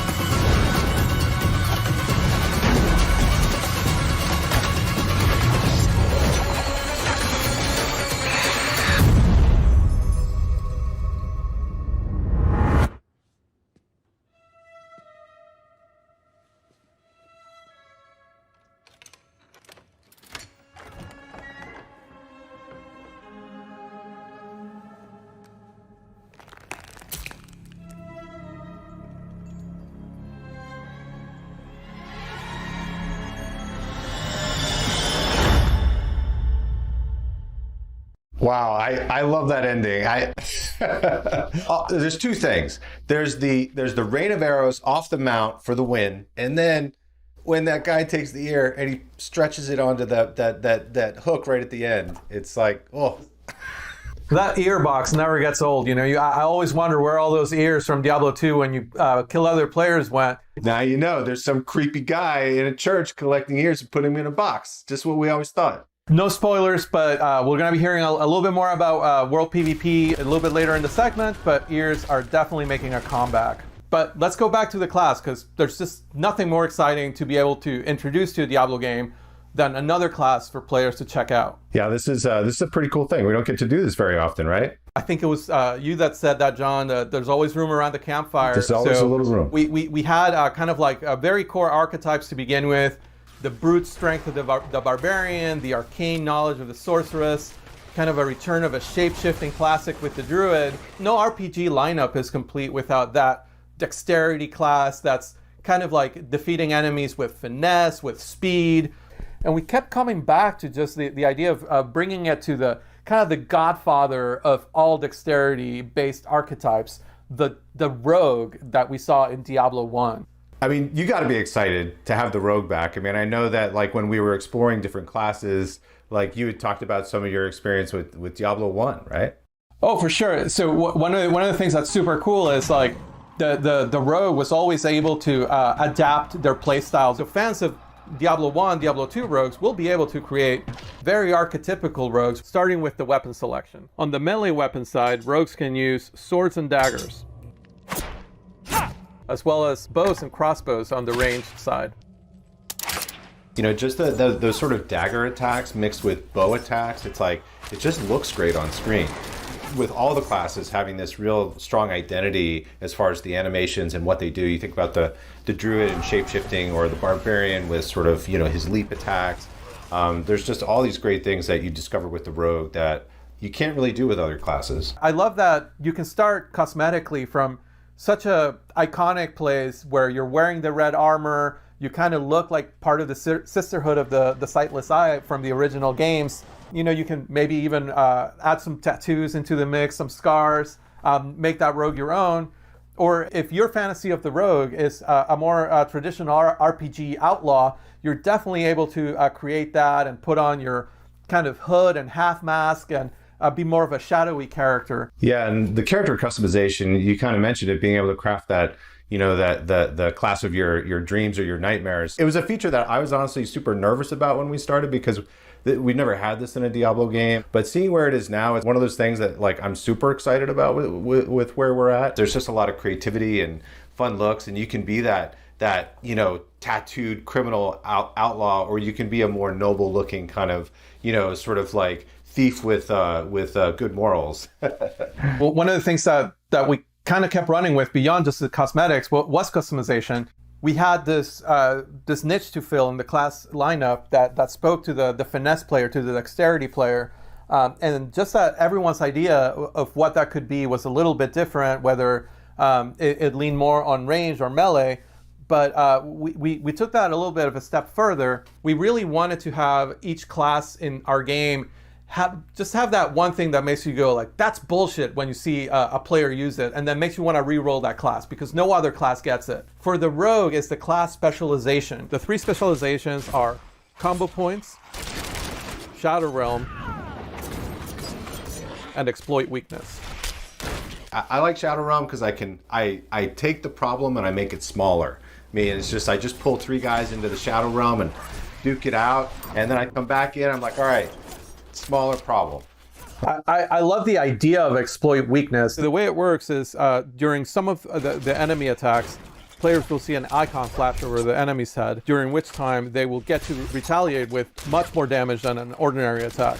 If you're quick on the draw, this is the specialization for you. I'm just like a little bit skill capped there, and like every time I try to make it work, I'm just a little bit shy of the skill level that's required for that. It's almost like you're a surgeon. And it requires a really strong ability to assess what's happening all around you. My personal favorite is the combo point specialization.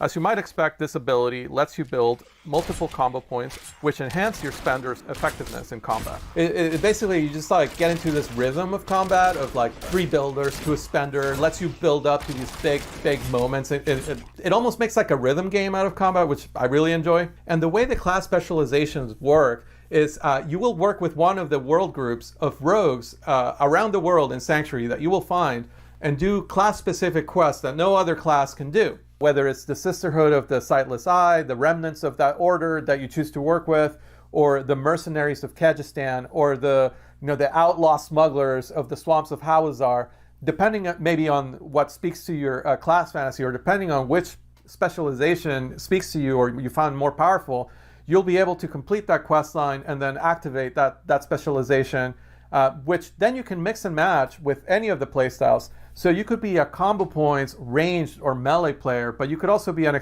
exploit weakness, range, or melee, or hybrid player. It just gives the class such huge variety in builds and playstyles. I love how that ties into the open world aspect. The ability to go to Kyrgyzstan or Hawazar and get these special quests that only the rogue can get. That touches on one of the things that I love that we've done, which is like connecting the weapons and equipment to regions. When you're exploring the world and you pick up a sword in Kyrgyzstan, it's a scimitar, right? If you're up in Skazglen, which is up in the north, it's more of like a broadsword. It's this sort of like this, it's a subtle thing, but I think it really, different armors that you get in different regions look like they're from the place. And so giving that sense of place in the world is something that I every time I play the game, I feel it, I see it in just like subtle ways, and just really enhances the overall sense of immersion and experience. And I just want to see what's around the corner. The weapons are also like, going back all the way to Diablo 2, just such an integral part of the class, and the ability to augment your weapon through magic, through enhancements, is just something that really spoke to us when we try to tap into the core of the class.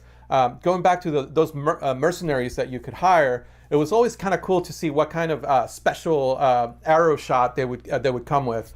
And it's something we paid homage to with the imbue system. All the way from directly elemental imbues like the Frost imbue, which feels a lot like the ice arrows that the D2 mercenaries used to shoot, all the way to, we expanded it to feel a little grittier, a little darker, into things like Poison imbue and Shadow imbue. Just the ability to take any sort of attack and kind of mix and match with those imbues. Once that kind of clicked for me that I could take any ability and imbue it with either of those elements. Rain of Arrows with Frost and Rain of Arrows with Acid is completely different, right? Like you're essentially freezing the battlefield, and then I just love Poison imbue because of the gruesome deaths that all the monsters experience.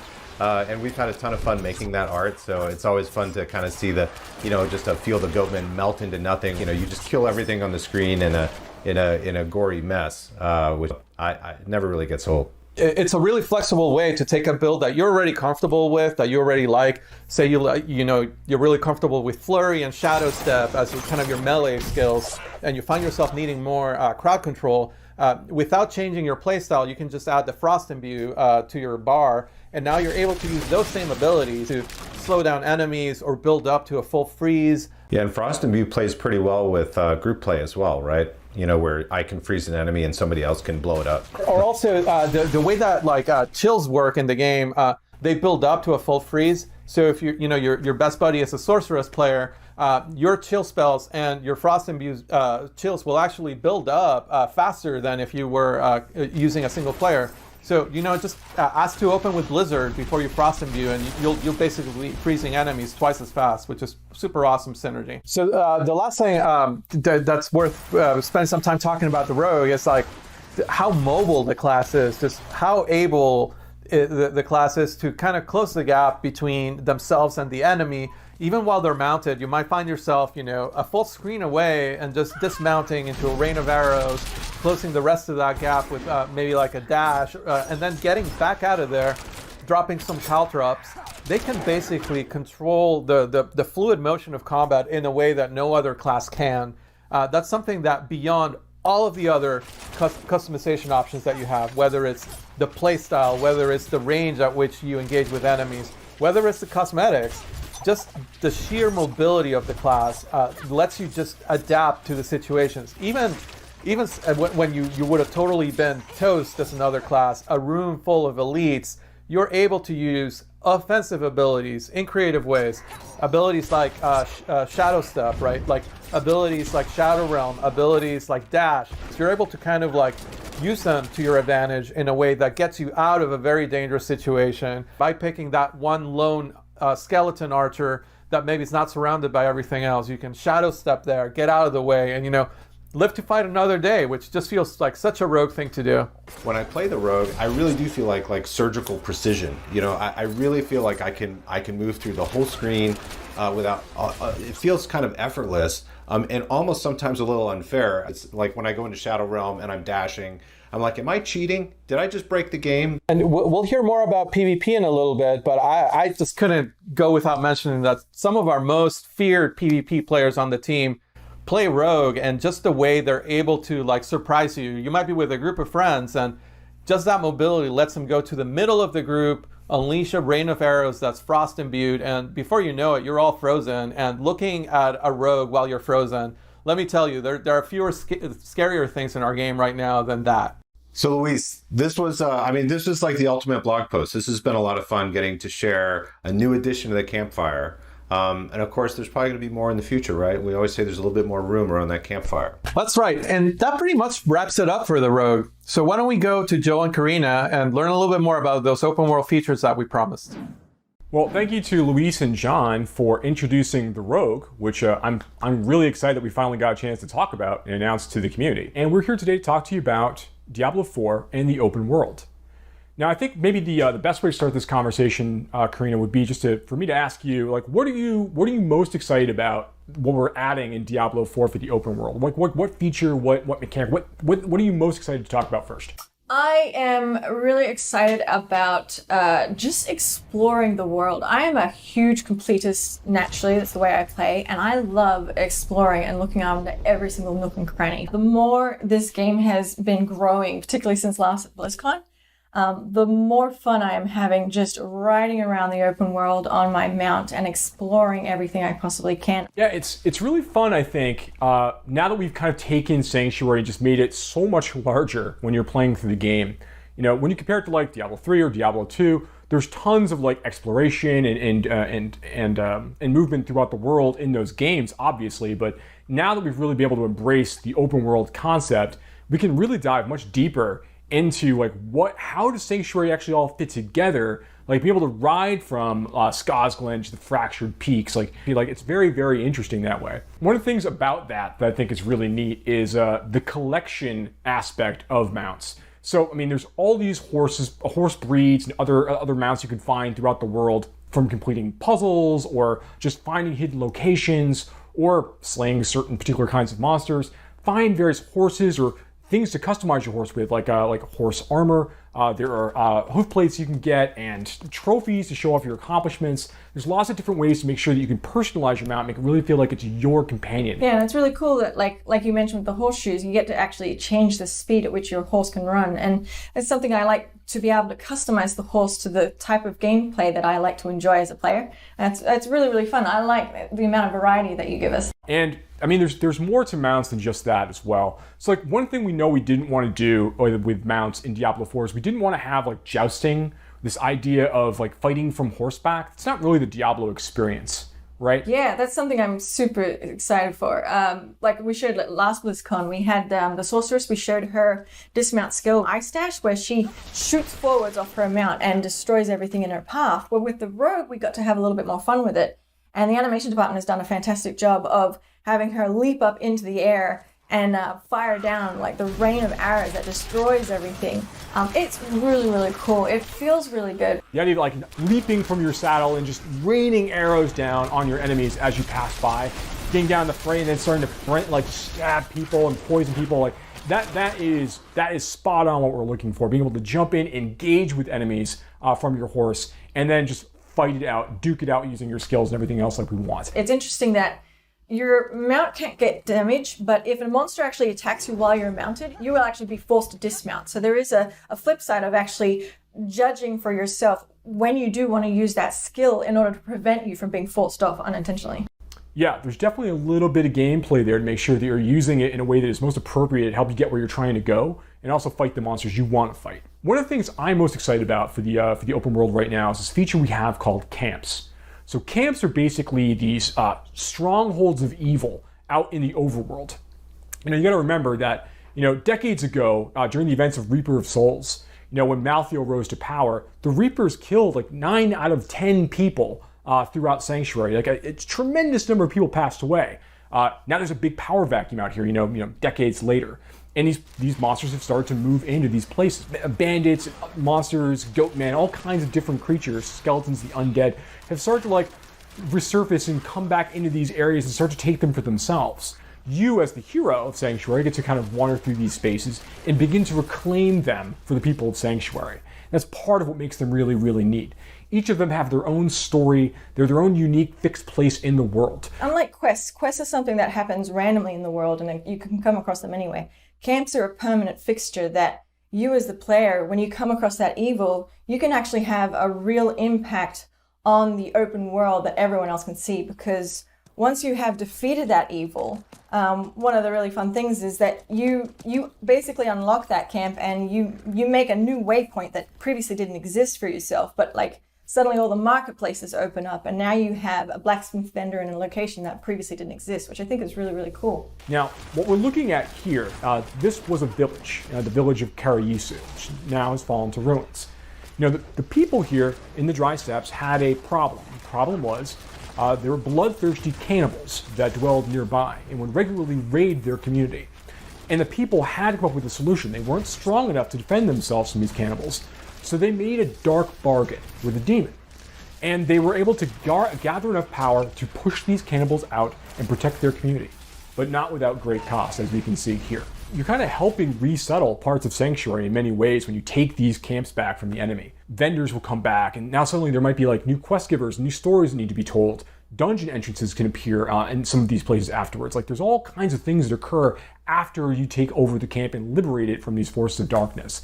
And again, it's just so cool to see you permanently change the world as you find these places and kind of wander through and solve these problems. One of the other neat things about camps, and in general, like the overworld, just broadly speaking, is we have so many more opportunities now to kind of play with movement. It pushes the bar vertically as well as horizontally, and we now have been playing around with the idea of jumping across chasms to allow the player to get access to a location that they previously didn't have. There's all kinds of areas for players to like find their own path, allowing them extra movement options they haven't had in previous Diablo games. We are also in a vertical top-down camera for the environment, and so it really breaks up the plane that you typically see as like not only as a developer, as an animator, but also as a player. There's such a huge variety of things that you can possibly do to mix it up and make things a little bit different. There's like certain puzzle elements to it.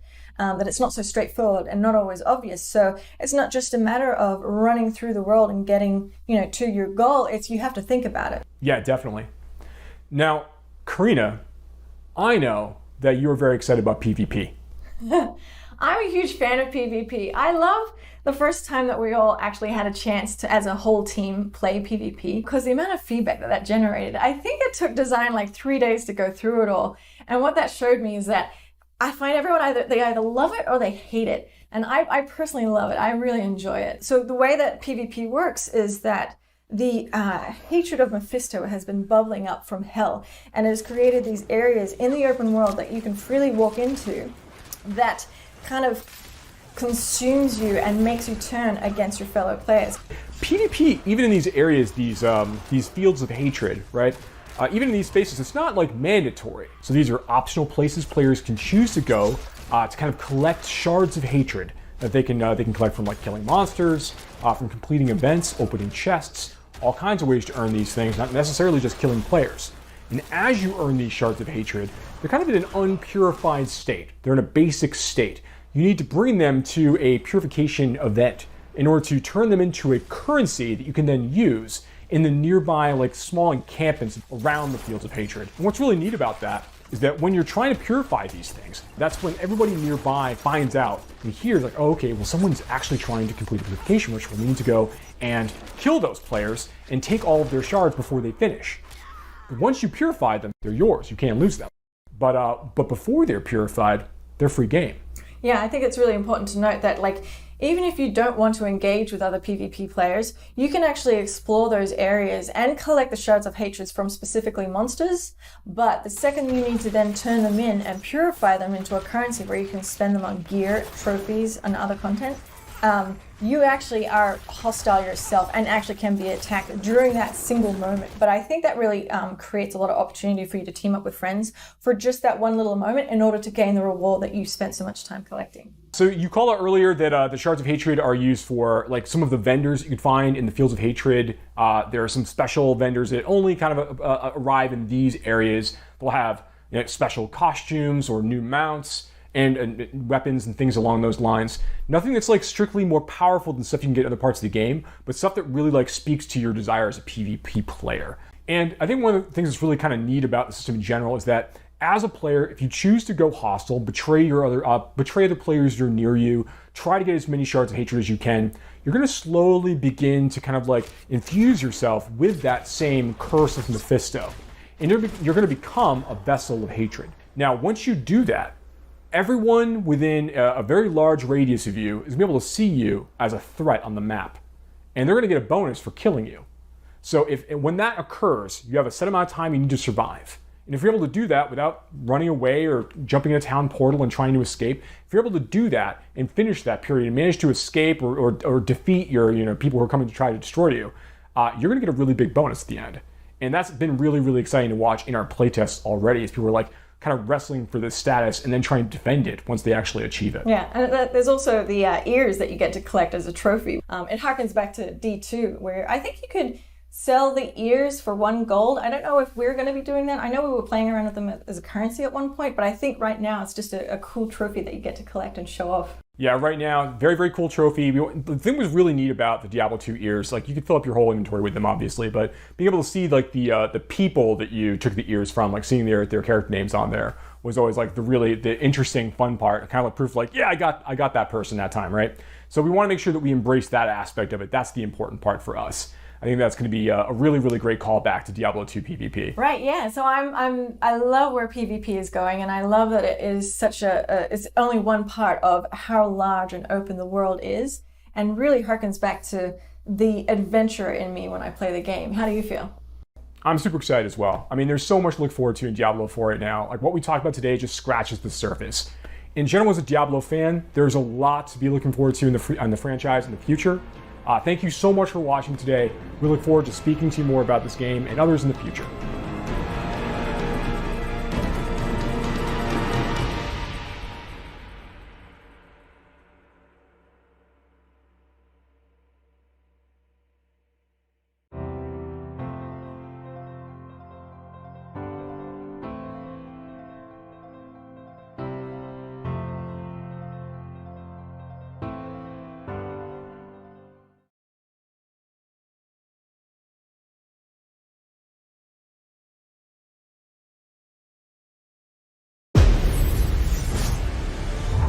Welcome everybody to BlizzCon. We know that you all want to hear more about Overwatch 2. Allow us to invite you behind the scenes to explain more of what we're doing and why. Everybody, please hit record. Fingers crossed. We lost Scott. It's off to a good start. This is going great. We've been assembling one of the best teams that I have ever worked with. I'm nervous. And I'm so proud of the progress that we have made together. We really liked the stylized drop down. Imagine that it's coming forward, boom, boom, just starts to spin. The scale and the scope of this game have meant that we've needed to grow substantially. We have to... Sorry. Let me start over. Overall, I think we've done incredibly well as a team moving to work from home. Oh, shadow play. There have definitely been challenges, but the team is really putting everything we've got behind this game. To me, it's the next big step in the Overwatch universe. New heroes, game modes, major story beats. with competitive and PvE. I see Overwatch 2 as the Overwatch for all of my friends. You know, we're always inspired by what story and franchise development does with their animated shorts. We really wanted to bring that cinematic experience into the game. You can invest in your heroes and grow them over time. I'm super geeked out about Overwatch 2. I can't wait for people to play this game. It just gets better and better. There are some things that we just can't do without a sequel. So thank you so much for your patience so far, and I hope you enjoyed this behind-the-scenes look at Overwatch 2.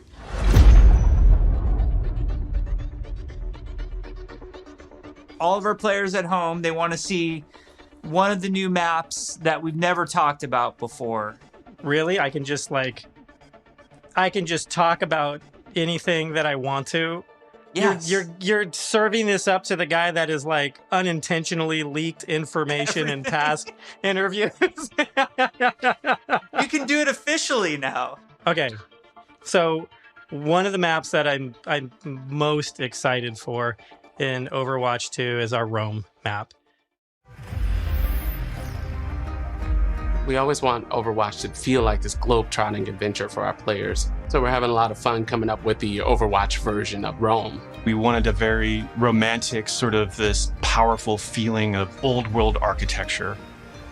One of the most exciting things for me is the early building of these maps, where we get to sit down together with key people from the environment team, level designers, effects groups. We'll spend some time talking about moments in the game that we really want to see, like the Colosseum or a grand view of the hills of Rome in the backdrop. And then we'll go back and do a paint over, or we'll do a concept painting of certain things based on that.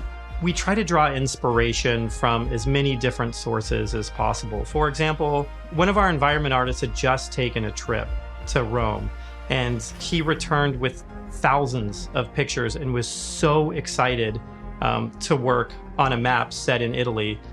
There's a lot of ancient architecture in Rome that represents the empire that it used to be. So we brought some of that back. Some of the things that are destroyed in real life, we kind of rebuilt in a kind of an Overwatch style. It's one of the most beautiful pieces of environment art that I think we've made for the entire game, and it just absolutely took my breath away. Can we reveal more maps? Yes, Scott. Scott, why don't you have the honor? Why don't you reveal, like, is there an artified, like, let's pick an artified one. I know what map I want to talk about. It's the one that I just get super excited about. New York City. New York City is just an amazing Overwatch location. We're really striving to make it as authentic as possible while still putting this Overwatch spin on it. There's a lot of amazing buildings and architecture pieces that just, especially for artists, stands out a lot. And they usually use this kind of Art Deco style from the 1920s, 1950s. We started in an area that's a little bit like the Village. There's some smaller shops there. There's a fire station, little pizza places, and things that people that are familiar with New York City will either recognize or maybe see the reference that we're trying to make with some of our different locations. It feels like something you haven't seen in other games before because it's uniquely Overwatch. Well, we should move on. Otherwise, we just have to reveal more maps. So we were talking about PvP. And, you know, one thing that I think is really interesting about PvP in Overwatch 2 is some of the philosophical changes we're making to the approach. PvP feels different and new. We're upgrading our combat feel. The roles are playing differently. When it comes to all new maps, it's a pretty big departure from where we are on live right now. So I can't wait to see where we end up with it by the time we launch this thing. We're also experimenting with the idea we call role passives, which are passive abilities that a hero can have based on what role they are. For example, currently in our internal builds, the tank heroes all have knockback reduction against them, and they also generate less ultimate charge for enemies that are shooting at them. Damage dealing heroes have a movement speed bonus, which is great for flanking around the map. And healing heroes, support heroes have automatic healing that kicks in after they haven't taken damage for a while, very similar to Mercy's passive, but a little bit of a lower rate. One of the more shocking changes that we've been exploring in Overwatch 2 PvP is a change to the tank role entirely. That's applied to all of the tanks. We want to try to make them more toe-to-toe brawlers and less characters that just stand back and protect other people. So, for example, for Reinhardt, we've given him 2 charges of Fire Strike, so he can throw Fire Strikes a lot more aggressively and more often. Also, his charge, he's able to cancel it now, and you can steer it more aggressively, so you can, not quite turn a corner, but you can definitely more accurately pin targets. And because you can cancel it, it allows you to use it much more aggressively and, really go after those key targets without feeling like you're going to sacrifice, all of your positioning, everything to get there. He's almost more terrifying now with this, be able to unleash his full arsenal more often than kind of just being the guy with a shield. The changes to Reinhardt that we're trying, and they might not ship, that's just the reality, but the changes that we're trying right now are to try to embrace more of that instinct that players have when they want to play a big, burly character that looks aggressive and feels like it should be aggressive.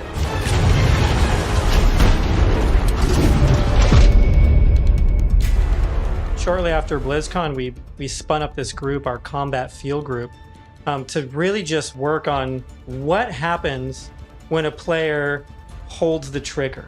We're putting a ton of effort into looking at all of our characters and trying to give them even a more visceral weapon feel. From sound to VFX to animation to the design of these units, all new sounds for a lot of our weapons in the game, and a whole new sound system that's driving it. And we didn't just level up a unit, we leveled up the rest of the game.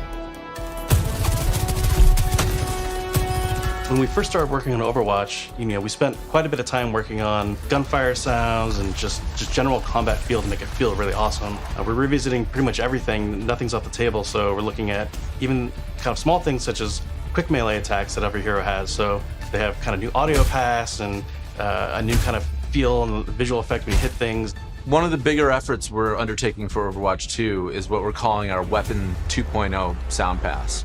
What this is a big overhaul to the weapon systems in the game. That means the way the gun feels in your hands.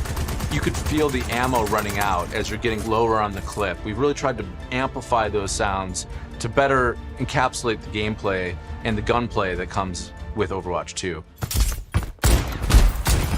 Another key for the weapons was getting them to feel like they're in the environment. This meant working with convolution reverb. It's a new system that we've implemented into Overwatch. It's a way that we can capture the acoustics of an environment and transport it onto the sounds that we're using. So we went and captured tales of guns in different environments through our weapon shoots.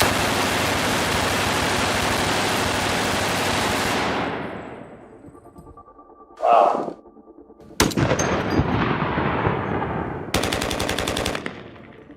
And then we've cut them and applied it so that we can support a lot more environments. Now we're supporting outdoor, urban outdoor, warehouse tales, tight tunnels, small rooms, and it gives a lot more presence to the weapons and the way that they react in the world. The shooter genre has evolved a lot since Overwatch 1 came out. On top of that, I think we really want to push the visceral nature of how we do combat. So we focused a lot, not just on the wonderful sound effects, but also with how the gun moves as you shoot. So you can really feel every single shot leaving the chamber. And there's a lot of subtle little tweaks we have to do on the gameplay engineering side to make that feel really visceral. Everything from making sure that the camera shakes are crisp, making sure that if you get shot, you know exactly these tight indicators show up on the outside of your reticle. All these things play into making the game feel not just tight and responsive, but also modern and up to date. Take 76, for example. What we wanted to do in Overwatch 2 with his weapon was make it really feel incredibly powerful, and that happens with a bunch of different elements that mix together. But it really feels like the gun is almost just outside of your control. A lot of that comes down to this camera shake technology, where every time you fire the weapon, you want to feel like it's running through your entire body, and the camera shake gives that extra bite to every single shot out of the chamber. It makes him feel really great. You guys got a sneak peek of Sojourn from last BlizzCon. She's been under development for quite a while, and she's actually quickly at this point become a lot of people's favorites in-house. When we look back at Overwatch when it was originally created, there was a lot of heroes that were made from a gameplay standpoint kind of surrounding a weapon type. For example, Pharah was based on a rocket launcher hero. Widowmaker is clearly like kind of the sniper. We thought there was a weapon that was kind of missing that would be a lot of fun to play with, and that's a railgun. It's so much fun in the playtest to have this really powerful shot that can, rip through enemies if you really are accurate with it. And she's all about that aim skill. So if you got that aim skill, you'll love her. We're still exploring new game modes, and we're also reevaluating older game modes that people are more critical of. We're of the mindset maybe 2CP doesn't exist in Overwatch 2, and maybe there's a new cool game mode that replaces it. We really want Overwatch 2 to feel like the next evolution, a true sequel to the first game, not an add-on. It's not a small part. It's not an extension of the original game. This is an evolution and a replacement to the original game, and I think it's exciting. Hero missions are probably one of the things that's the hardest to wrap your head around if you've never played one of them.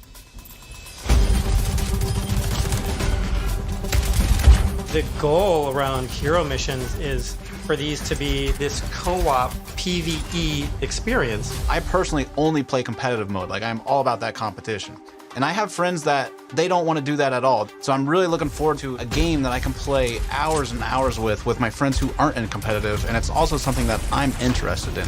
Hero missions are the content that people are playing as they are leveling up their heroes. And so for a system like this to really sing, you need a lot of missions. We don't want players to feel like they're just in this grind to get to the top. And there's a lot of really, really good back-end technology that we're exploring so that the heroes are constantly bringing their personality and some light story to these hero missions as well. The goal is to make as many as possible, hundreds of hero missions. We've explored a lot of different ways of getting to that much content. So have like different sets of enemy units that people will be fighting against. And there's different hero mission types. At the same time, hero missions can take place in all of the multiplayer maps that we've done. And we're also adding new spaces onto some of these maps. It's a huge challenge for the art team. We take maps that a lot of people love and recognize, and we have to add a lot more art and level design to it. In this one hero mission playtest, we came up to an area in King's Row that usually has a gate on it. Suddenly that gate opened and I saw a new area of King's Row that I had never seen before. You may be playing a payload game type, and the payload may decide to take this new route instead of going the usual route. That was really, really cool. It was like this eye-opening special moment. Lan, our lead tech artist on the environment side, very early on her own free time, made a prototype of a sandstorm on the Temple of Anubis map. And at the time, we didn't know what we wanted to do with that, but it looked awesome. We looked at it and went, oh my God, we absolutely have to do this. So we put some new technology in place that allows us to do this dynamically. You start the mission off, clear day. Midway through the mission, suddenly this sandstorm or heavy weather would show up. It made the world just feel so much more alive.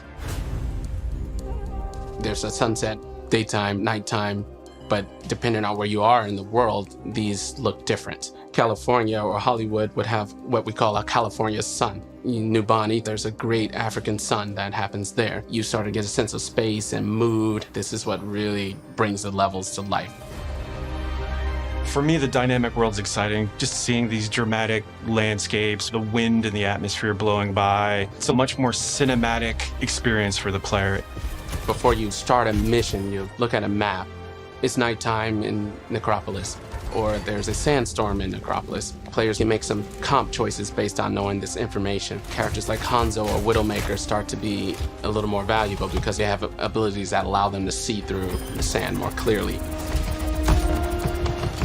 Are we going to talk about any of the types of objectives in hero missions? Yeah, let's talk about the objectives. players are being asked to do different things from one hero mission to the next so that they all feel really fresh to the player. For example, we have Gather and Return, where you're trying to go and grab these different canisters to kind of safeguard them so they don't go off and affect the population in a negative way. It creates this really cool tension in the world where, on the one hand, you're trying to split up and go grab all these canisters to be as efficient as possible, but at the same time, now you're having these sort of special enemy units spawn that are really difficult, and if you kind of get caught by yourself, it turns into a pretty bad situation really quickly, and it feels extremely cooperative and like a very different way to interact with the Overwatch universe. We're experimenting with all sorts of ideas, and just internally we have names like Wall of Death, Scavenger Hunt, and Kill Quest, and all these new mechanics and enemies for people to experience. Players will be able to jump in night after night, play different hero missions, and then work through the progression system, leveling up their heroes.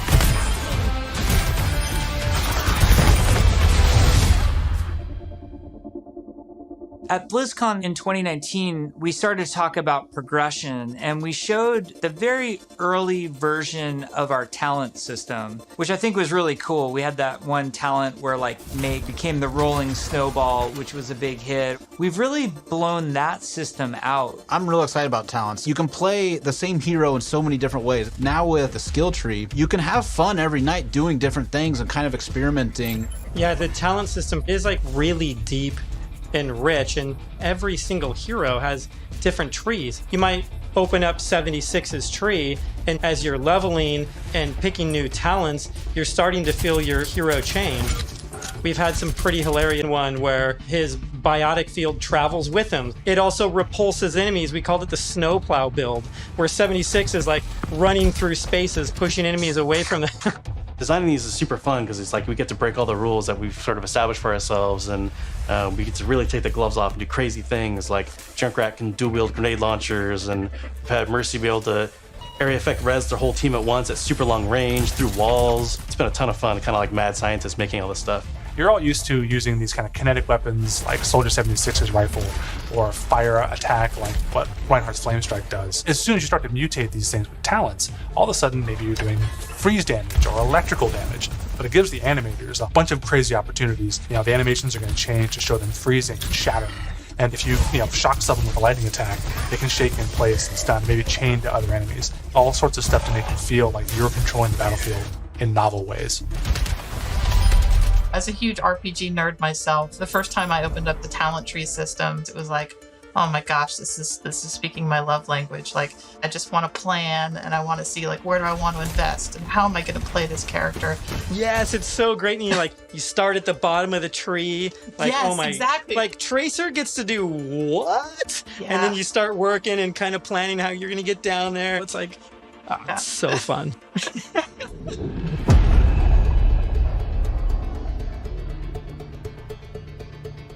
When we look back at BlizzCon 2019 and we talk about some of the criticisms that we had, one of them as a development team that we felt was that the combat was just not engaging enough.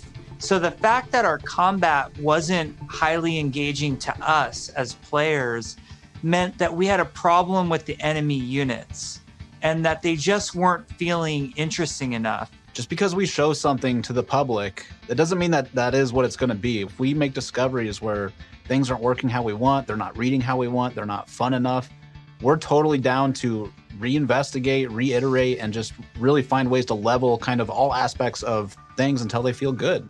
I would say a major focus of all of 2020 was to make the null sector enemy units more engaging. And some of this was adding new units and evolving other units that we had. Interesting combat for us is varied combat for us. So sometimes we're going to ask you to protect something in Overwatch 2.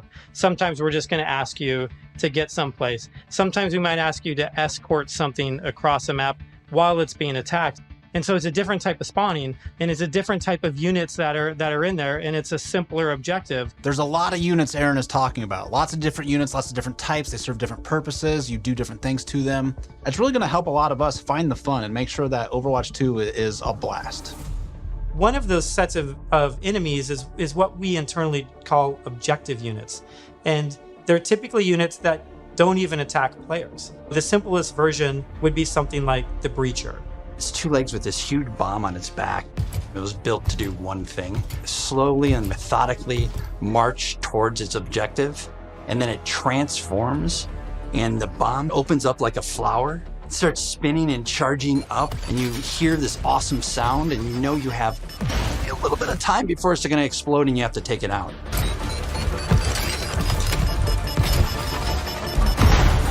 We have units like the slicers, which you guys have seen before. They're little, we call them the chickens, little chicken sleds. They run really fast.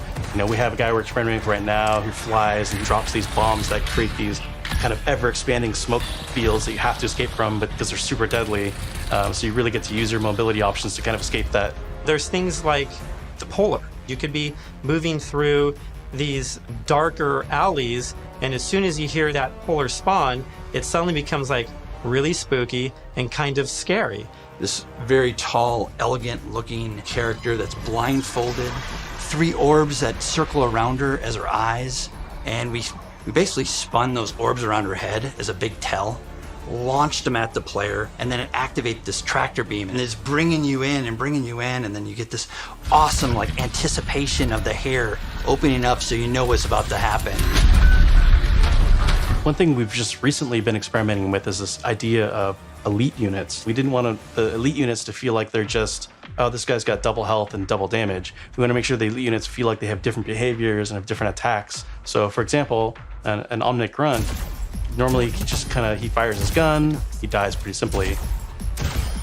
If you fight elite grunts, his weapon fires in a burst fire pattern. It's very deadly if you're close. And if you manage to take them out, they don't just die right away. They instead can crawl on the ground towards you, and you try to back away because if they get to you, they can explode. Artillery at BlizzCon. We're all just staring at this, and we're like, what are we going to do to level this up? One of the things we really felt wasn't coming through was the damage states. We intend for players to shoot these guns off, but currently it's not reading as something that can happen in the game easily. We changed the design, we changed the animation, and we go back and forth and just continually iterate. We decided, hey, you know what? We're gonna just delete half of these damage states, so now it's super readable. From an animation standpoint, we decided on spinning barrel version. Just did this really nice kickback. The tip of the barrel opens up when it's about to fire and shifts into place and boom! It's really amazing to be fighting an artillery unit and you can see the guns on the side, and as you're shooting the guns, they're actually visibly taking damage, and then you can blow them off and it reacts and kind of stumbles to the side, and it really makes you feel like you're there, and it's super fun.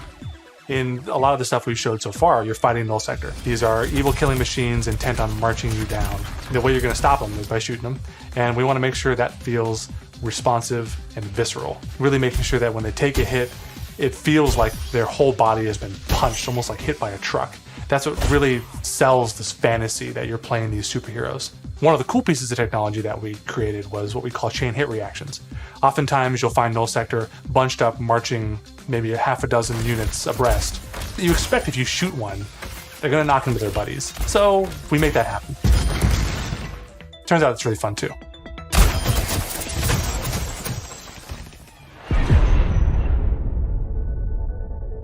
One of the things that we showed last year at BlizzCon was the new looks for our heroes. The theory kind of going in was like, you want to preserve the essence of your hero, but also kind of show that that hero's evolved and kind of changed and moved forward. So we have a lot more new looks. So I'm excited to see how players and fans react to all of the ones that we've done so far. Maybe we'll share some of those new looks today, which would be cool. We're going to reveal McCree's new look for Overwatch 2 as well as Pharah. And we're really excited to show off some of our first villains with Reaper and Widowmaker. But first, I wanted to talk a little bit about technical wear, kind of like technical clothing. What that really is using very techie fabrics, as well as having very intricate but functional straps designed in a way that it's very aesthetically pleasing. With McCree, we took a couple of different approaches. He's got this classic cowboy look that it's really hard to mess with, because if you try to make him too sophisticated or too techy, it might not feel right for the character. But as a concept artist, you always want to change things around and try different shapes and silhouettes. So we did identify as Red Serape as the main thing for McCree. We also tried a couple different things with McCree's cowboy hat. We didn't really want to mess with that too much because that's a very iconic part of him. So that's another piece that we kept. We tried some retro cowboy looks that mixed in some tech here and there. Some that were a little bit more techy than others, some that were a little bit more classic cowboy. We gave him a little bit of a longer beard, and it really gives him a nice kind of like a more aged look. What's different about Pharah than some of our other heroes is Pharah's completely covered in armor. We didn't want to change her silhouette too much. It was more about experimenting on different colors. So it felt really appropriate for her to be the one to harken back to those original Overwatch colors of white and blue. One of the things that we wanted to update on Pharah was her visor. Instead of being completely opaque and reflective, we tried a little bit more of a transparent approach, and being able to see through it a little bit now allows us to see some more of her emotions. Reaper was actually the ones I was very excited to work on because I could see a lot of potential in how we can integrate his cloak and his cowl and his armor and how we can make all those shapes really sing within that classic, Reaper silhouette. We tried a couple takes with the first pass, like completely silver arms, more layers to his jacket. Reaper's mask is obviously pretty sacred to us, but the thing you'll notice immediately is that it's now completely silver. Instead of the bone white, he's got this like almost like deadly edgy silver that just gives him that classic Reaper look. With Widowmaker, we started with the idea stage, exploring a breadth of ideas. We tried things like a more insectoid approach, treasure hunter. One of them made her feel like a classic Bond villain, so we kind of steered it back towards one of the more cyberpunk looking ones, almost like a futuristic femme fatale, which is basically what Widowmaker is, but she even feels more upgraded. So I'm super glad that we went down this route. We played with different hairstyles too. Widowmaker has the really long ponytail that's really key part of her look. And we really liked the hairstyle on one of the designs that was more of a braid, and it was really interesting look that also preserves Widowmaker's original silhouette with that long ponytail. We've been working a lot with our domino engine and making our cloth look better. Now that we have this cloth tech, we're going to be able to make some really cool, unique silhouettes that will help them stand out from other heroes. We put a lot of time and effort into our face rig, and what I mean by that is we're gonna be able to get really close to these characters, and it's gonna feel really cool. It is absolutely worth the time and the effort to invest in the technology, and that way we can make these characters do more things that we haven't really been able to do before. It's been super exciting working on the new looks for Overwatch 2, and it's just been so inspiring to watch the team try things that we've never tried before, and I just can't wait to show up more in the future. Overwatch 2 is probably the largest opportunity we've had since the inception of the franchise to really expand what Overwatch even means to our players. In 0 Hour, we saw that some of the heroes got back together, but we're also seeing that there seems to be a second huge Omnic uprising. We're gonna learn who's behind that uprising, why that's happening, how globally spread is it. The story and franchise development group, they were really the torchbearers of what the big story is that we were going to tell for this game. We have a lot of interaction with them. They're working on in-game cinematic intros and outros for every one of our story missions. It's been really great to see this collaboration grow and develop. The story is just a little more integrated into our missions than it ever really has been before. All the available heroes get dialogue for a given mission. We have NPCs, we have multiple hero choices. We have all sorts of events that are happening that are driving players to interact with each other or parts of the environment or other characters. The world of Overwatch is this bright, shiny future. So how do you take that bright, shiny future and create conflict in it? How dark can the world of Overwatch go? The different challenges that these characters are going to have to overcome in Overwatch 2 are things that they haven't ever dealt with before or dealt with on this scale. So what we had to do was literally strip it down to those bare bones of where are these characters in their lives. Overwatch has been disbanded, and now there's a situation where the world's in trouble again, and the world needs the heroes again, but they're not allowed to be doing what they were supposed to be doing. We started to book these off-site locations so we could brainstorm over and over different versions of what the Overwatch 2 story campaign could be. And we basically had these whiteboards that we were carting around everywhere. The room was filled with whiteboards, and we would just write every day story beats with the characters and who was doing what and where. And oh my gosh, we forgot this character. We had these giant sticky notes, and each one of them would be a mission with a bunch of notes on it. You know, somebody say, well, what if we moved Rio to the end? And they'd physically grab it off the wall and stick it on the end. And we did this for a while, you know, until we all felt that it was pretty close to what we wanted. Then we could send it to our writers' rooms. The writers' rooms then had a much clearer direction of where we wanted this process to go. Ultimately, we come up with something that we think is right for the game. And then we pitch it back to the game team, and they point out everything that we missed. And that allows us to actually back up and go and make it right and make it better. Because the scale of this story is so huge, it takes place over the whole world, basically. It just requires a constant iteration, constant refinement to make the story as best as we can make it. From writing, we go to storyboards. The storyboards get crafted with the edit. From there, it'll go to a previs department where they'll start to flesh it out in 3D. Once we've kind of figured out our camera work and our cinematography, that'll then go to the animation department. And then we end up going right into the game engine. One of our challenges was to figure out how to integrate this story and this narrative with the gameplay. So if the intro cinematic ends with this huge battle, this huge war, when you get into the game, it has to mesh and feel the exact same way and blend together. We really are also trying to get the music to be equally as consistent from in-game cinematics straight through to the mission. Adam Burgess, our lead composer, has been working with the IGC team, with the game team, developing themes for all of the heroes, all of the locations. As the cinematic director, whatever we're crafting should never override the gameplay. We want to make sure that the player's experience going from the cinematic to the gameplay is seamless and it feels like a completely immersive experience. The engineers, we have to find a way to actually make that come to fruition. The Choreo tool is a tool that allows people to coordinate different events to happen at the same time. Like in Rio, if you played our demo, one of the buildings explodes. And so that kind of event needs to happen as you're running by, and you need to have it timed, because if it blows up too early, then you don't see it. It allows story moments in missions that interact with the environment, that interact with our characters. The new tech, the new abilities that we have now are allowing us to push our storytelling farther than we could have previously. What's also really powerful about Choreo is that, you know, if somebody has an idea, they can mock things up really quickly. We got to show the Widowmaker making this awesome introduction. And Casey was able to quickly put a really rough prototype in Choreo. And Philip would come in and on the fly, he's making quick changes. They play tested something that would normally take weeks. It was done in like a matter of days. Each story mission has its own custom map built for it, and these maps are absolutely gigantic. India is one of our biggest maps, and it's a fun map because it has a few story beats that we've taken from recent comics and characters in the game.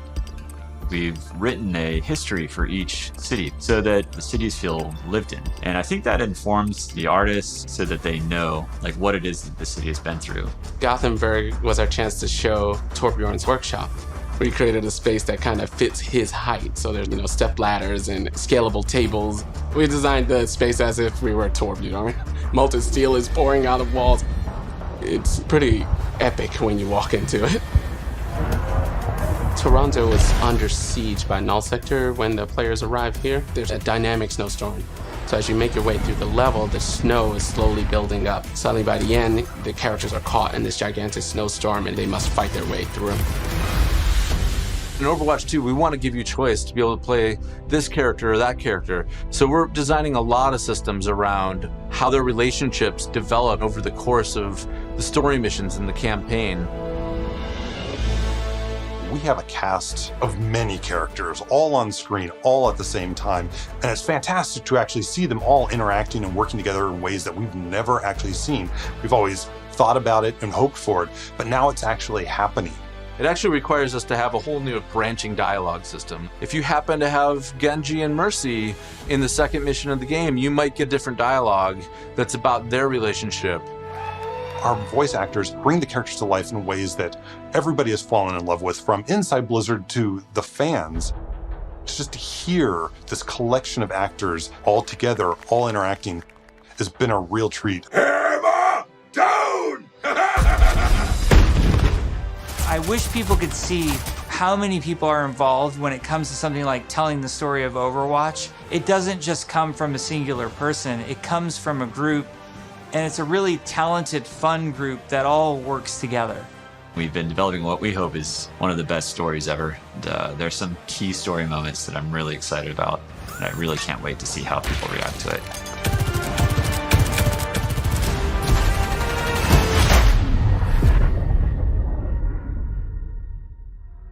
We've been talking about the game, about this universe. I know you all love it so much. Right now, we can sit down and have a night of Overwatch 2 and have it be a really fun experience. And I think we need some more time till we can say it's perfectly polished in the way that we want it. We've made such incredible strides since we first announced this and showed it to the community at BlizzCon in 2019. The thing that I'm most excited about is that moment when we hand the game over to the players.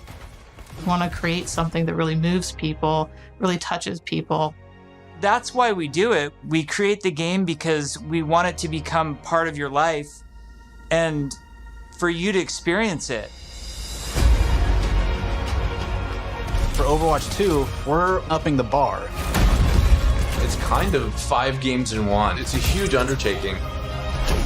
The new tech and the new aesthetics for the new looks bring you closer to the characters that you love, and we're just getting started. The fidelity of the gameplay experience is much richer. We are making cinematics that push the boundary of what we can do to tell stories. We want this dynamic world. We want things to feel alive. I'm really looking forward to being able to expand the world of Overwatch for our players. We're really trying to tell this epic story. In order to make a game great, it takes time, energy, collaboration. We have just an incredibly professional team of designers and artists and engineers. We just love bringing this world to you guys. So many cool characters. It's just a blast working on it. Our goal is for Overwatch 2 to be the worthy successor to the first game, to be the next evolution, and to be a true sequel. We have big plans, so thank you for sticking with us. We're gonna cross the finish line, and I know it's gonna be awesome. I hope people just end up loving playing it over and over. That's what we want to try and capture. I'm jumping in, I'm playing, let's go be heroes.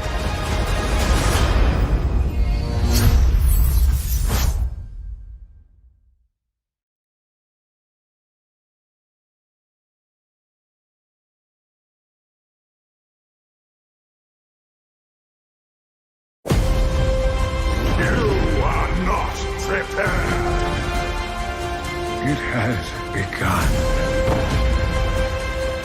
It's about time. Let's get you back in the fight.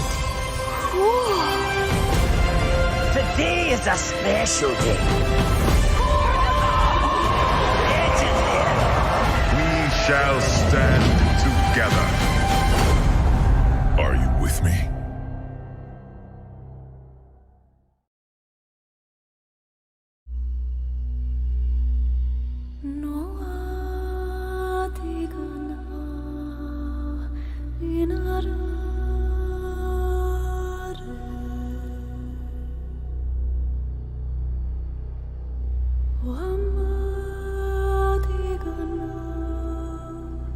All right, we're gonna watch the video sent to us.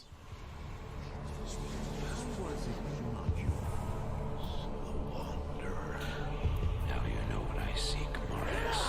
Are these the demons from my... Wait, we got Kane back? Oh, it's 2. It's 2.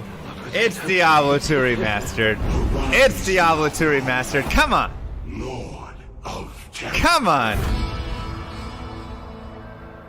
Show it to me.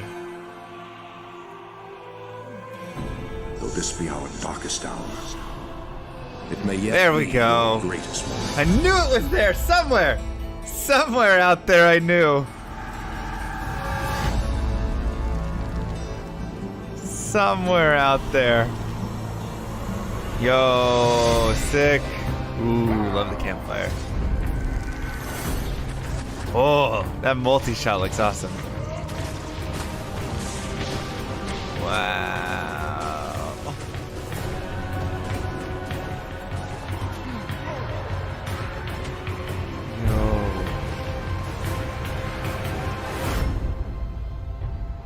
and console. Okay.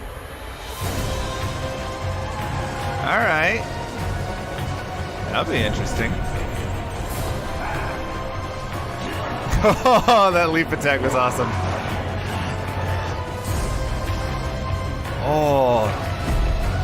Oh, the Diablo fight is gorgeous. Not even death. Oh, resurrected. Let's go! Come on! So that was super exciting. I'm Mr. LMSC. I am a Twitch streamer. I have been playing Diablo 2 for 20 years, streaming it for 6 years. I probably have over 25,000 hours in this game and just absolutely love it. So seeing the remaster happen, I have to just, of course, ask a very first high-level question. Why the D2 remaster right now?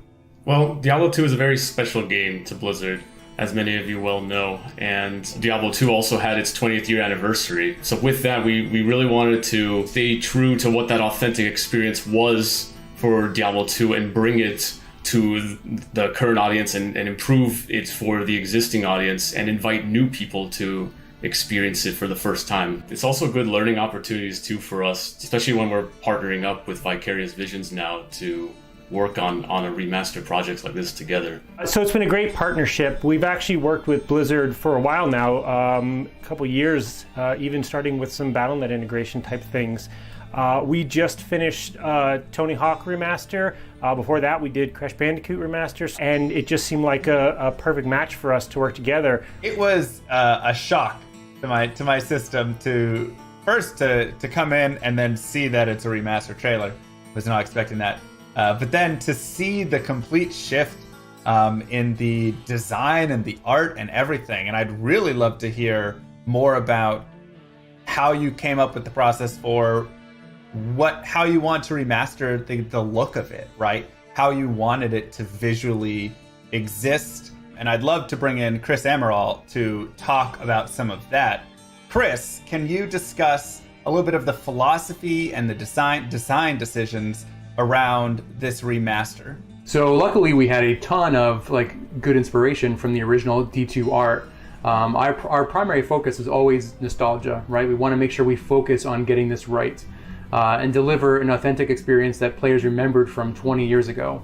Every choice we make with the art, with the models, with the environments should really ignite that nostalgia and then reinforce that emotional connection from the original game. But then we came up with like a 70-30 visual guide. 70% is basically the classic.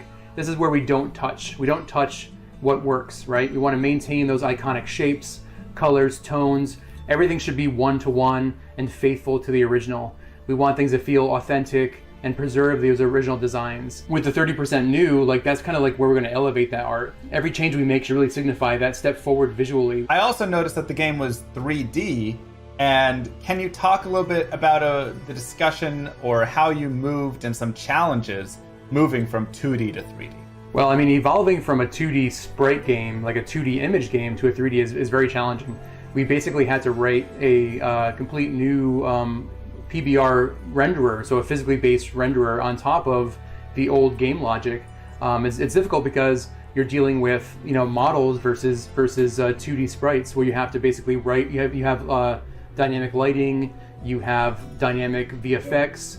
Like a lot of that is an additional system that we have to work out on our end. So the follow-up to that question, I suppose, is I wasn't able to see any items when I was watching that trailer. Are all of the items also going to be remastered? All of the gems, all of every single piece of this? And what sorts of flavor did you decide to add to that artwork? So everything is being redone. So we remodeled everything because everything has to drop in the game. So you have your icon art, and then you have your 3D space art that flips, right?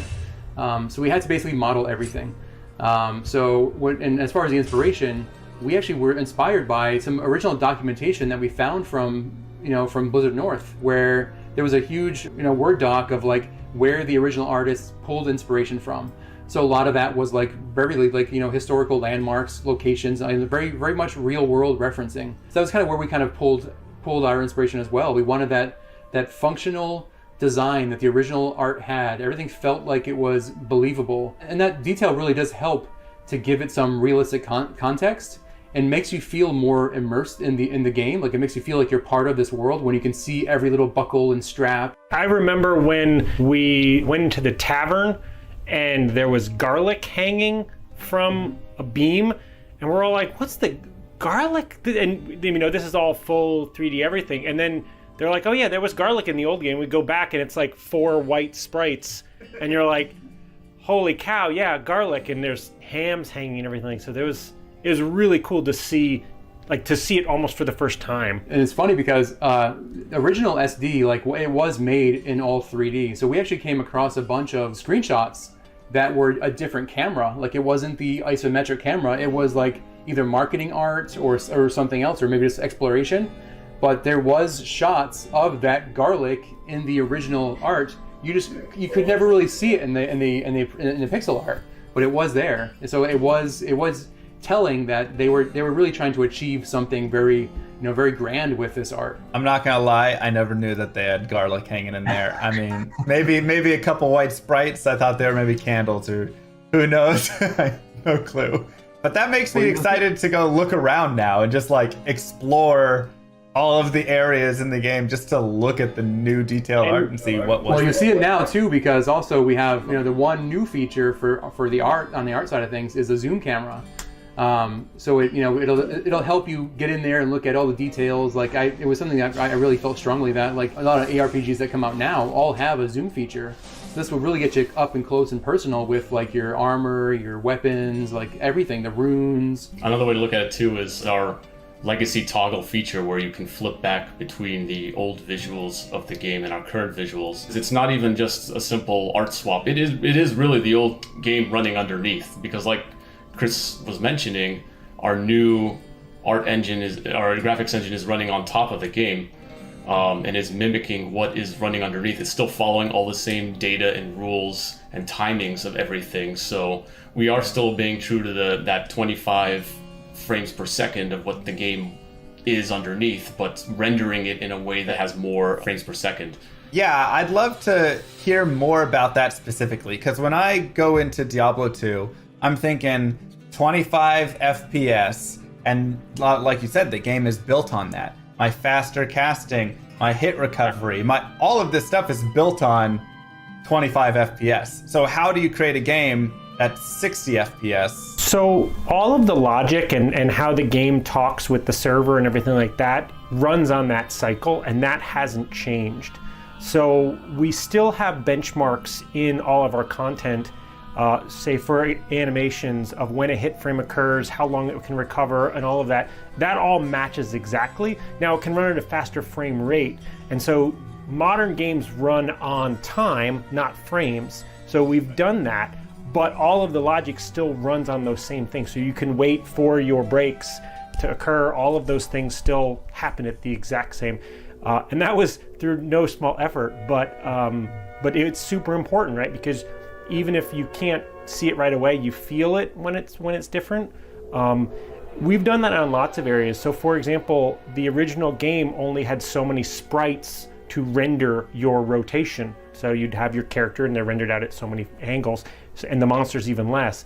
But you could actually walk at greater directions, right? You have, I think it was 64 different squares around you that you would path to, and you'd have feet sliding.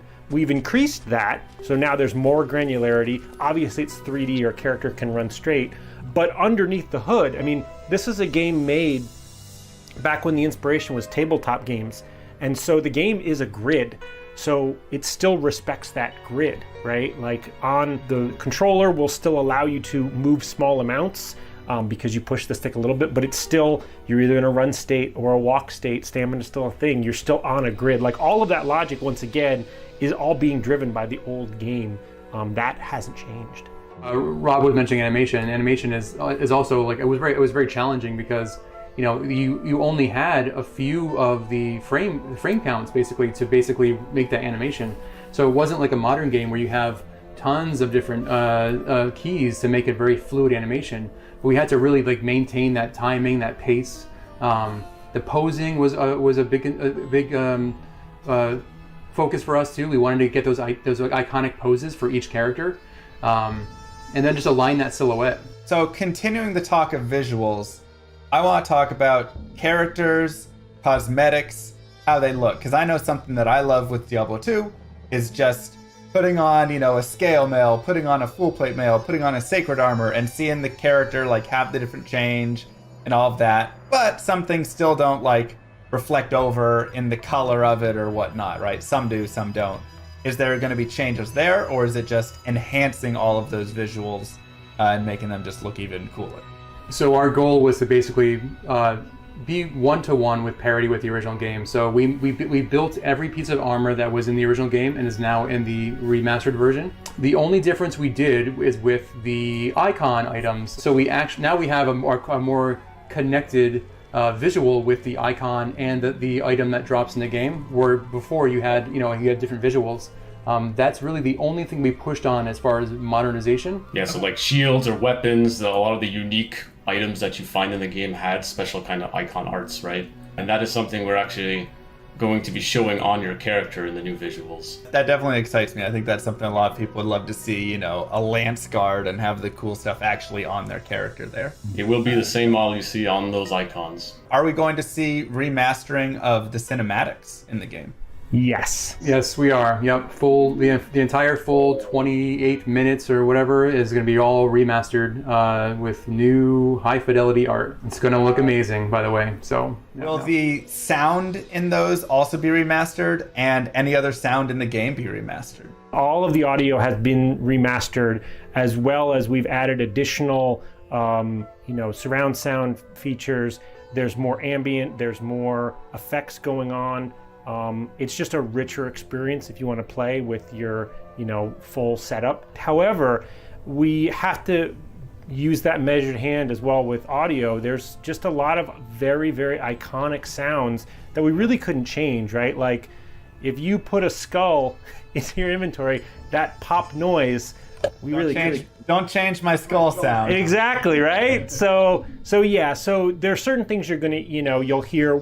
For like your footsteps running will have some variety. When the rain kicks in, it's going to have a lot more depth. When you go to the jungle, you'll hear a lot more life in those trees. But yeah, there's just some sounds we couldn't mess with, right? With Blizzard, when we're creating new games, one of our design philosophies is to what we call find the fun. And when we were looking at D2 again, we very much felt like the fun is still there. So it's actually one of our core pillars for Diablo 2 Resurrected specifically was to keep the fun and keep it at its core. And because of that, we're looking at it more as a remaster at that point, and like what can we do based on what the community wants, or what features naturally are necessary for making this game run on modern day systems and things like that. I think also we want to thank and appreciate the fan base, right? This is really a true nod to the original game. We want to preserve that game and the structure of that game as much as we can. And if we went with the remake, it would be a completely different game. So I think that was the reason why we chose this. Speaking, from my experience or from some of my community's experience and the discussions we've had, we definitely felt like with Diablo 2, a remaster just seemed like the way to go. Because there's so many, like you said, there's so many of those tiny details within the game that overall, when you add them up, create such a big part of the experience of the game. And remaking that into a new game could be a challenge, and could also be a challenge in keeping the fun of the game in that way. I kind of look at it a little bit like StarCraft Brood War, which also had a remaster, and how it's like, a lot of the pathing bugs and the, duds from the Reavers and all of these things in the game that were kind of awful are what make the game beautiful and what make the game super balanced. And if you were to go and remake it and remove some of those issues, it would change how the whole entire game plays. And so I felt like with Diablo 2, that's kind of the same idea, right? You got to keep some of those difficult details, because then it ends up creating the overall experience that we all know and love. Yeah, we also felt that for a game during its time back in 2000, based on limitations, or everyone was still looking at strategy guides or just limited internet, it led to that kind of typical game design you see, where there was a lot of mystery, discovery, So we felt like that was another part of part of keeping the fun, which was to maintain that discovery of the game as well. So speaking to maintaining and possibly changing, what are the pieces that did end up staying the same? Or if it's easier to explain the other way, what are the pieces that were really changed to bring this remaster to life? So at its core, we want it to still be the same. So right away, things like the balance, the monsters you see on the spawn rates, item drops and things like that are the same. And what we're doing is trying to take any of the rough edges you see, compatibility issues, resolution issues, and obviously the art, improving the art as well. All these kinds of things you come to know from a remaster, but still maintaining very much what the game is. So, and when it comes to the features we added, this is probably the biggest area where we scrutinize so much is this addition straying too much? You know, does it still create the same gameplay experience and other things like that? So things like a shared stash, we know people use mule characters, right? And so adding a shared stash we felt was the right choice when it came. We have a shared stash? We have a shared stash. Yeah. We have a shared stash. Oh, thank God. Now the way that the shared stash works is there are rules, right? You can't have your ladder characters mixing a stash with a non-ladder character, and you can have your offline characters, can't use your online. But for the most part, we're like, people do this anyway with a mule character, so it's okay to give them this feature. That is like the greatest feature that you could add, because there's nothing worse than opening up the game, going in, dropping all your GG items to mule them over because you've run out of space, and then not being able to log back in, or the game's not created, or it didn't perm in time, and losing all of your gear, or trying to find someone to help you transfer your gear over, because, oh my gosh, a shared stash is amazing. Thank you so much. That's such a help. Like I said, maintaining the core was a thing, but the other aspect of it was to see where we can improve, right? So the shared stash is one of them, because we saw it as a very common concern, especially around muling, which people had workarounds anyway, right? So that is one thing. Another example is we are reimagining the UI in the game. With a new reimagined UI, we're still trying to stay very faithful to what you come to expect. So you'll still have the classic globes on the HUD screen, the skill icons, the potion belts, and all that. But we are reorganizing a little bit. We're trying to integrate the menu buttons and the stamina bars closer together within the HUD, so it's built a little bit cleaner. And naturally with reimagining a UI, we have some liberties to add a few things. So going back to the information I was talking about, a big thing we're doing on the character screen is we're adding an advanced stats screen as well. So we're going to be showing you all the information you get from items as well. So you don't have to do that kind of math with like looking at each of your items and calculating how much magic find you have, for example. It'll all be like summarized right there for you. Something that we've seen already in a lot of mods where they've gone ahead and taken that information and created a little screen. So that's really nice to see that you guys are implementing that as well. Because I don't think anybody like sitting down and counting up the magic find of every specific item, and all of their charms and all of everything to figure out what is the number, how much do I have. We've also added auto gold, so you can opt in. It is a feature you can turn off, which is one of the things we have to be careful of. A handful of other things where we're like, if you want this, you can turn it on, but you can also keep it off. This was actually something that we started looking into when we were adding controller support. There's a lot of paths that we could have taken with controller support, obviously for controllers on console, which we're coming out on, but allowing just plug a controller in for accessibility reasons, for that might be the way you want to play. But it's a PC first experience. Like, for example, there's still an inventory grid, there's still inventory Tetris. That's core to what Diablo 2 is, right? Taking that away, it starts to become something different. And I love that. I think that's the perfect way to really introduce it, because you're going to have that split in the community. You're going to have half the people who say, just give me auto gold. It's 2020. I don't want to worry about having to pick up every individual gold stack. But then you're going to have the opposite side of purists who go, don't touch this. Like, that completely changes my game experience. And, you know, if I'm speedrunning through the game or playing through whatever, I want to be able to go over and pick up the gold stacks and take that time, and that's more a part of the Diablo 2 experience for me. I want to jump back to features in a second, but before we do, you just brought up console play, and I feel like we have to jump into console, the decision for console, and how you're gonna make that work. You already talked a little bit about like auto gold, having that to be a little more accessible, but when I think of Diablo 2, I think of a mouse going and clicking everywhere and how does this work on a console? To say it wasn't a challenge would be a bold lie. So there's a couple things. For the most part, the game thinks you're still using a keyboard and mouse with a controller. That was almost a rule we kept, that helped keep us on the rails, because we didn't want to be sacrificing once again that authentic experience. But we did want to make it more accessible, bring it to a modern audience. I mean, there are people who were born after this game came out that we want them to enjoy it and play it. And a lot of those people are used to, just more modern titles that could use a controller. Also, from an accessibility of just allowing you to plug in a controller helps for many other people to get to enjoy the game. The biggest thing I think that the two big things we'll say. One is you're changing the way you play the game from being kind of an eye in the sky and telling your hero what to do by clicking on areas to actually being your character and directing them. So pathfinding is gone, right? Because you're doing the pathfinding and things like that, which creates some very interesting things. For example, the sorceress's teleport is meant to teleport to wherever you click. So in that area, when you're playing on the console, we will have a kind of a default distance that you will teleport to. Whereas on the PC, you can click wherever you want.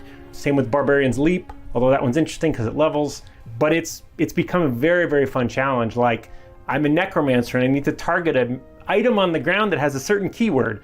It's working so far, but you guys will be the ultimate judge of that. Yeah, we've had a lot of talks back and forth, play testing and things like that. A big challenge we had too was categorizing, all those 300 character skills to see how each of them really play, to see what challenges there were. And yeah, like Rob mentions, the Necromancer Iron Golem is a favorite of ours to continuously talk about because of the various ways it can target. Also, like a Sorcerer's Telekinesis is another example. Watching the trailer, we see the Assassin and Druid at the campfire. We see a Druid casting Tornado. I have to ask though, even still, this includes Lord of Destruction, right? This is going to be a full encompassing remaster and not just classic or just a piece? That's correct. Yeah, we are going to be including both the base Diablo 2 and the expansion Lord of Destruction as well. And we're even keeping the mode of playing non-expansion character as well, right? So you could still play a classic Barbarian, for example, and things like that. Okay, awesome. Because that was something I was also going to ask was, will there be classic mode? Because once again, when you go to the purist, you always have the people that go back all the way and they're like, classic is pure and that's it, and I won't play anything else. Yeah, it was very much a mode we wanted to keep. Even based on popularity, it might not be as much, but it's still a part of the game, and it still leads to interesting ways of playing too, right? A lot of it's even data driven too, so like a lot of the reasons to keep it were pretty clear to us. Like, let's make sure we're not taking something away from this remaster. I'd love to go ahead and start talking about some of the other features, or continue talking about some of the other features that you had mentioned before, because hearing each of these already has gotten me so excited for this game. And so what are some other little things that you felt could be changed, wouldn't change the whole flow of the game, but just improve it a little bit? One thing we're looking into is making it easier to interact with your stash. So having quick keys to move to your stash is one thing versus like dragging the mouse to every time you want to move something to your stash. Other things we're looking at as well are like an item comparison tooltip. So in case you're looking at some other item, you can hold shift or whatever controller button is mapped, and then you can see what equipped items you have just for quick glances, things like that. The item comparison is a great example of us adding it, but added it with a measured hand. So we don't suggest any gear for anybody. the gear in Diablo 2 is so quirky and different, and every class can use everything, that us recommending things like that actually was more confusing to people. So you hold shift and it's like, here's what you got equipped, here's what it is. I think that's the great way to do it with Diablo 2, because I agree. I mean, I think that's one of the best parts about Diablo 2. The items are so fantastic, so unique in their own design, that it would be near impossible to have a tooltip that could actually recommend one or the other, because it's all so unique to every situation and character and skill build and everything. We added 5 more languages, so that's a feature to a lot of people who speak those other languages. The whole front end is pretty much modernized now, so your character is much bigger front and center right in the beginning, and you'll have a backdrop of whatever act you're in. So that's all been streamlined. You can still, play online or offline, but that flow has been improved. So what are your favorite changes that each of you have within the game so far? There's a lot of fun. It's fun to see a lot of the art come to life with our new visuals. So for me, one of the things I've been waiting for since first starting on this game was to see that character creation campfire scene come to life in our new arts, and I'm really happy to see how far it's progressed, and I love seeing that. It's just such an iconic moment. It's the first thing you really see in the game before you get started, and it's amazing. Can I say all the art? No, I'm just kidding. So we added, like Rob mentioned, we added an act specific screen in the front end. And it's basically this large screen where we have like a diorama of each act, and it's amazing to see because it feels like you're really there. Like you can see the detail, you can see every aspect of the scene, and it just has that very immersive feeling to it. So that's probably my favorite part. I think mine is a little bit more squishy. I think our game has gotten a little scarier. I think that there are certain areas in the game where just the way that the 3D lighting is and the way the sound is, and I play it on a big screen TV sometimes, and just it feels scarier, it feels creepier, a little more claustrophobic in certain areas. That's not just one feature, there's a lot of things going on there, but I think it's really, really cool. I would like to hope that had the original creators had the tools we have today, it's the experience they would have wanted to make.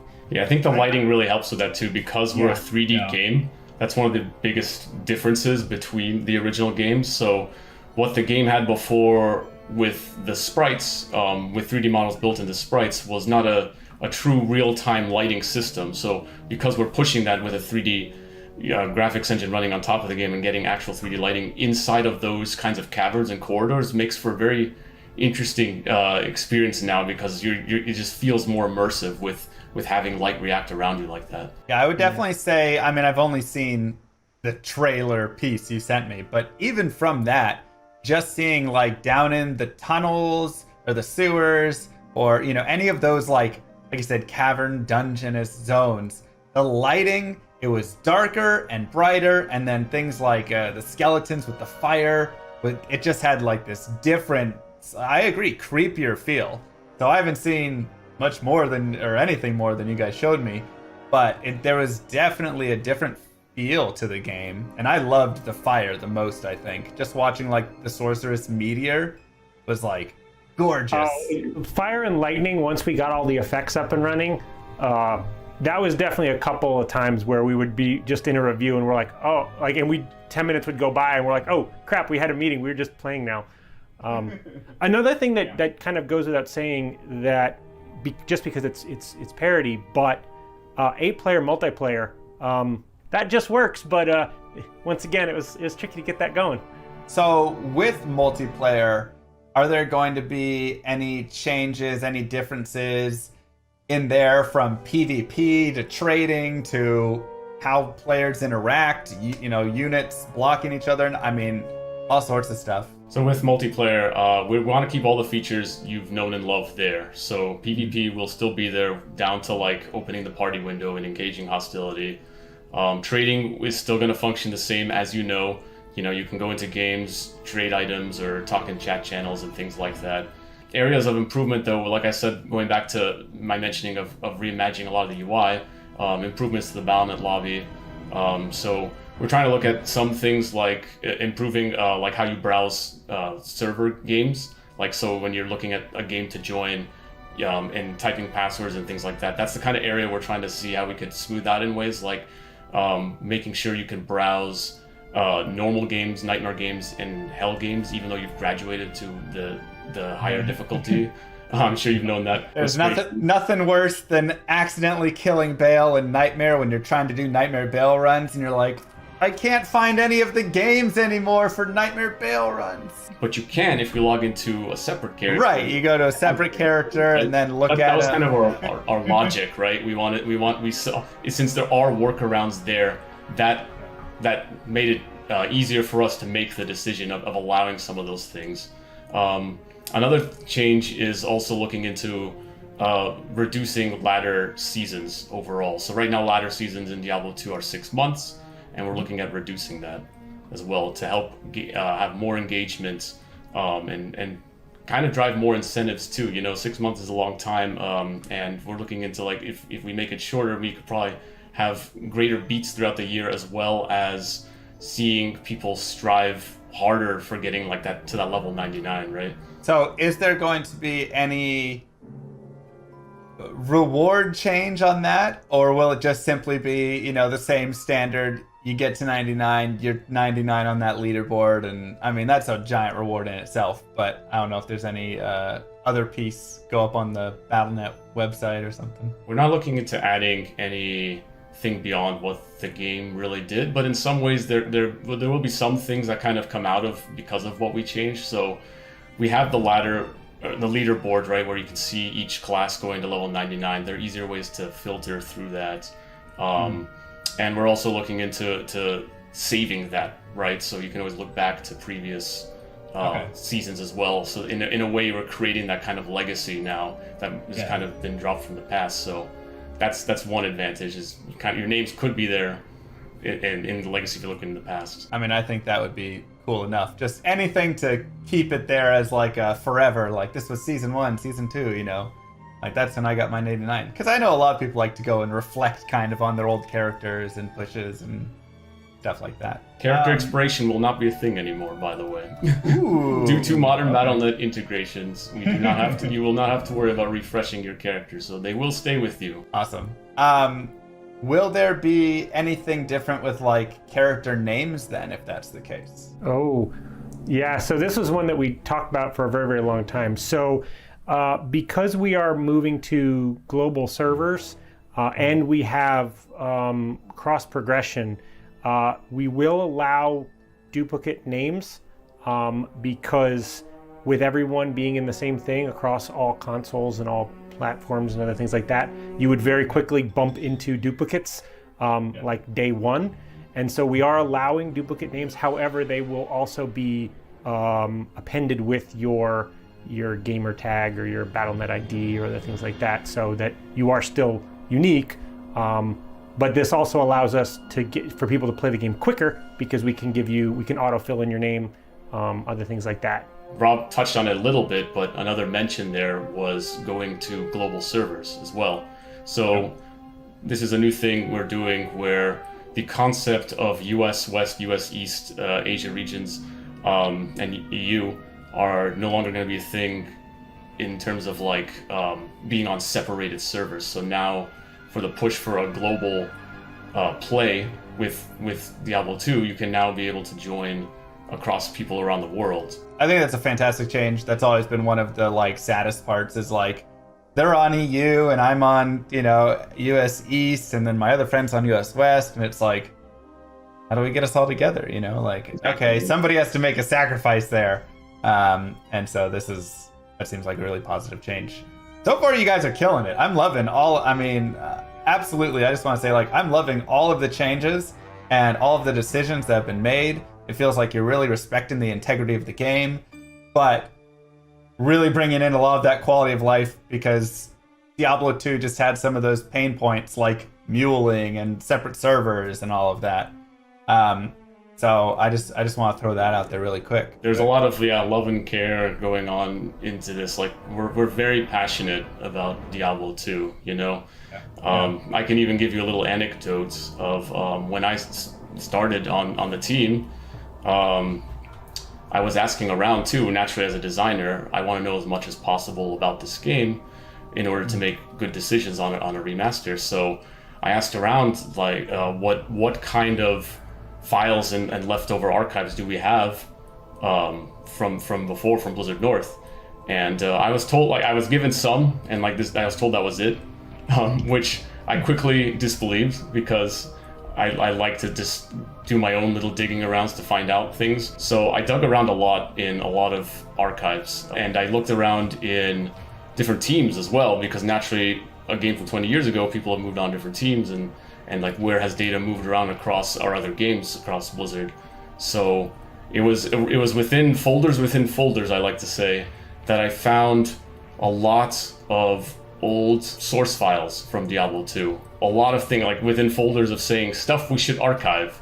And there was a lot of stuff to archive indeed, because there were a lot of things, like we're talking like model source files, old tools that Blizzard North used to create like the sprites and things like that. All these things I spent months and months organizing and communicate that out to the team and help getting Blizzard library team and other people to help out too, to help share as much information as possible, which helps a lot with when we're adapting some of these models and whatnot and making new art out of it, because, you know, sometimes those pixels aren't good enough, and if we have some kind of source model to look at, if we have it, now we can make even closer decisions. On that day when he found that, I think that really helped me greatly. Like, we sent all of that imagery, even the models, I think we sent over to the outsource teams and different art teams, which they used as like a stepping stone.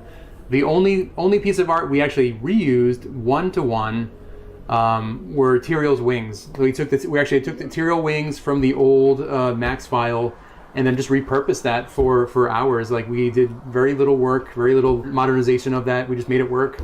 But yeah, we did follow a lot of the rules that the old game actually used. For like another example is the succubus, in which I think the old Blizzard North model, they reused the assassin mesh for the body, and we did the same thing. We use our assassin mesh for the succubus. Yeah, a lot of fun discoveries that we're actually kind of making the same decisions on in interesting ways. Another example too, like, is because we found a lot of stuff. There's a lot of old texture files for some environments on the game. So another example is like the walls you see in the Act 2 tombs with those kinds of like paintings on them are the same textures we're using, because we found the source files for those. Any symbology we have questions on, we always like jump into that archive, try to find some kind of source or reference or something, and we just reuse it as much as possible. We want this to be as true as possible. That could even carry over to the cinematics too, you know, like a lot of the cinematics cover the same locations. Think of like Tal Rasha's tomb with Baal in front of it, and there's all those runes going on behind him. Finding sources like that to try to match as much as possible was a goal, and I'm glad to say we did find those kinds of things, and they're matching it very well. So it's helping our cinematics too. There was even concepts we repurposed. Like, we found a couple concepts that were amazing from 20 years ago. The Bloodhawk and the Bloodhawk Nest, and we used that completely to rebuild our new asset. I mean, that's fascinating. I feel like I could just sit here for hours and hours, days, as you guys talk through every single thing you found in the source files. I could too. I'm still organizing it to this day. I still could find something that could, as I put it, I'm very meticulous with this stuff because I love it so much. You know, I'm putting, like, categorizing everything. Like, this is everything I found on War Eve. This is everything I found on the Greater Mummy Monster or Baal or something. And then if Chris comes to me and needs help with like some kind of way of identifying what parts of the creatures are or something, I even go through links of like seeing if I could open up those models and actually re-rendering them out in a way that we could actually see it in higher detail and like, you know, see like what, like, oh, the Greater Mummy is showing like part of his bone on his knee, so we should try to match that or something like that. And there's a lot of interesting stories and references that we actually used to create the new art by re-rendering models out to see everything. Yeah, it was literally like video game archaeology, and even learning how parts of D1 were made, parts of the code that were commented out.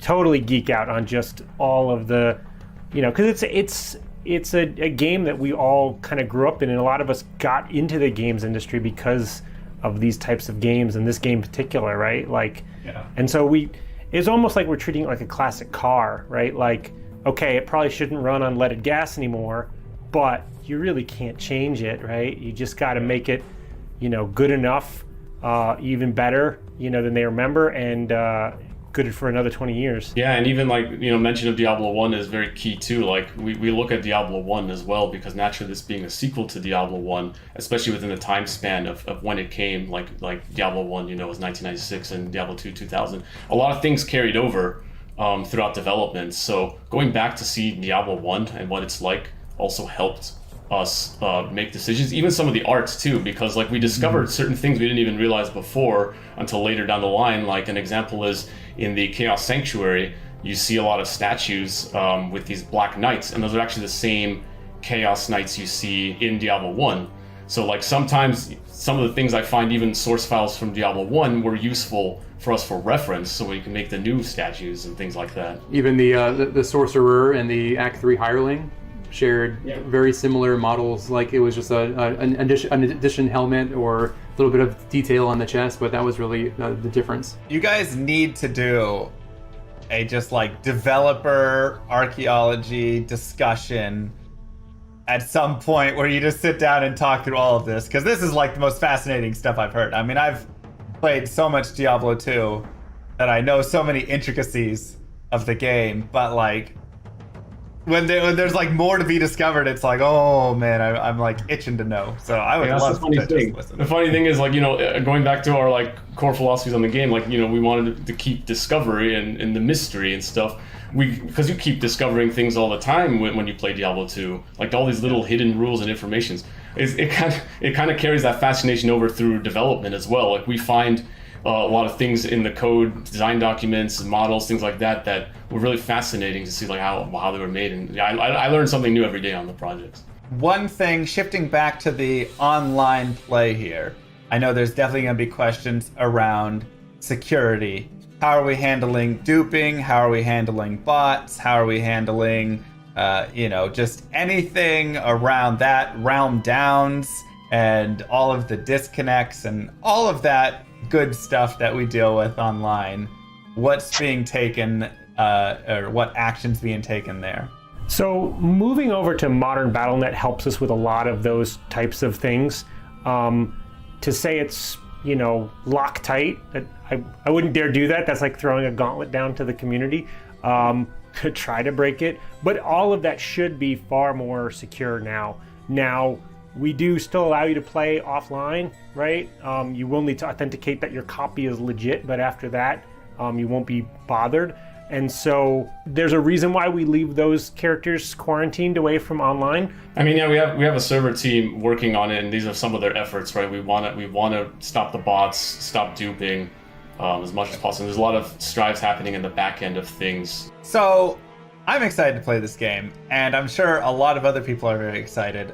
How can we sign up for this closed beta, and when will this game be coming out? Actually, we will be doing a technical alpha, and you can sign up on our webpage today for future waves of invites. As for the game itself, it will be releasing 2021. Well, I just want to say thank you to the remastering team right here. I absolutely am blown away by how much effort and how much passion you guys are putting into this game and just into Diablo 2. I've loved Diablo 2 for 20 years, and I never thought that the game could get better. But I think you guys are respecting the integrity while upgrading and adding and improving. And I think this is going to overall just better the game. So thank you guys so much. I appreciate you having me on and for all of the hard work you've done. Awesome. Thank you. I mean, your praise means the world to us. I mean, you and people like you who keep the game going for 20 years. Like if you guys didn't do that, this might not be happening, right? We see the passion in what you do, in what your colleagues do. So thank you even more. And thanks for coming to do this. This was fun.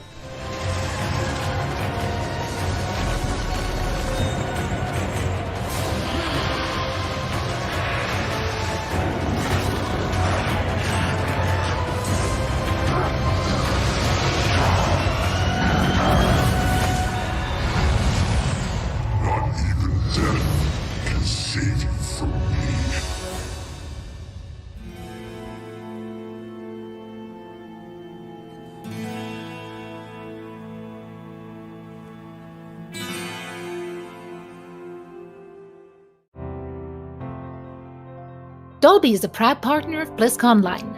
Watch Shock vs. the World in Dolby Vision and Dolby Atmos, only in the Dolby Access app. Coca-Cola, the official refreshment of BlizzConline.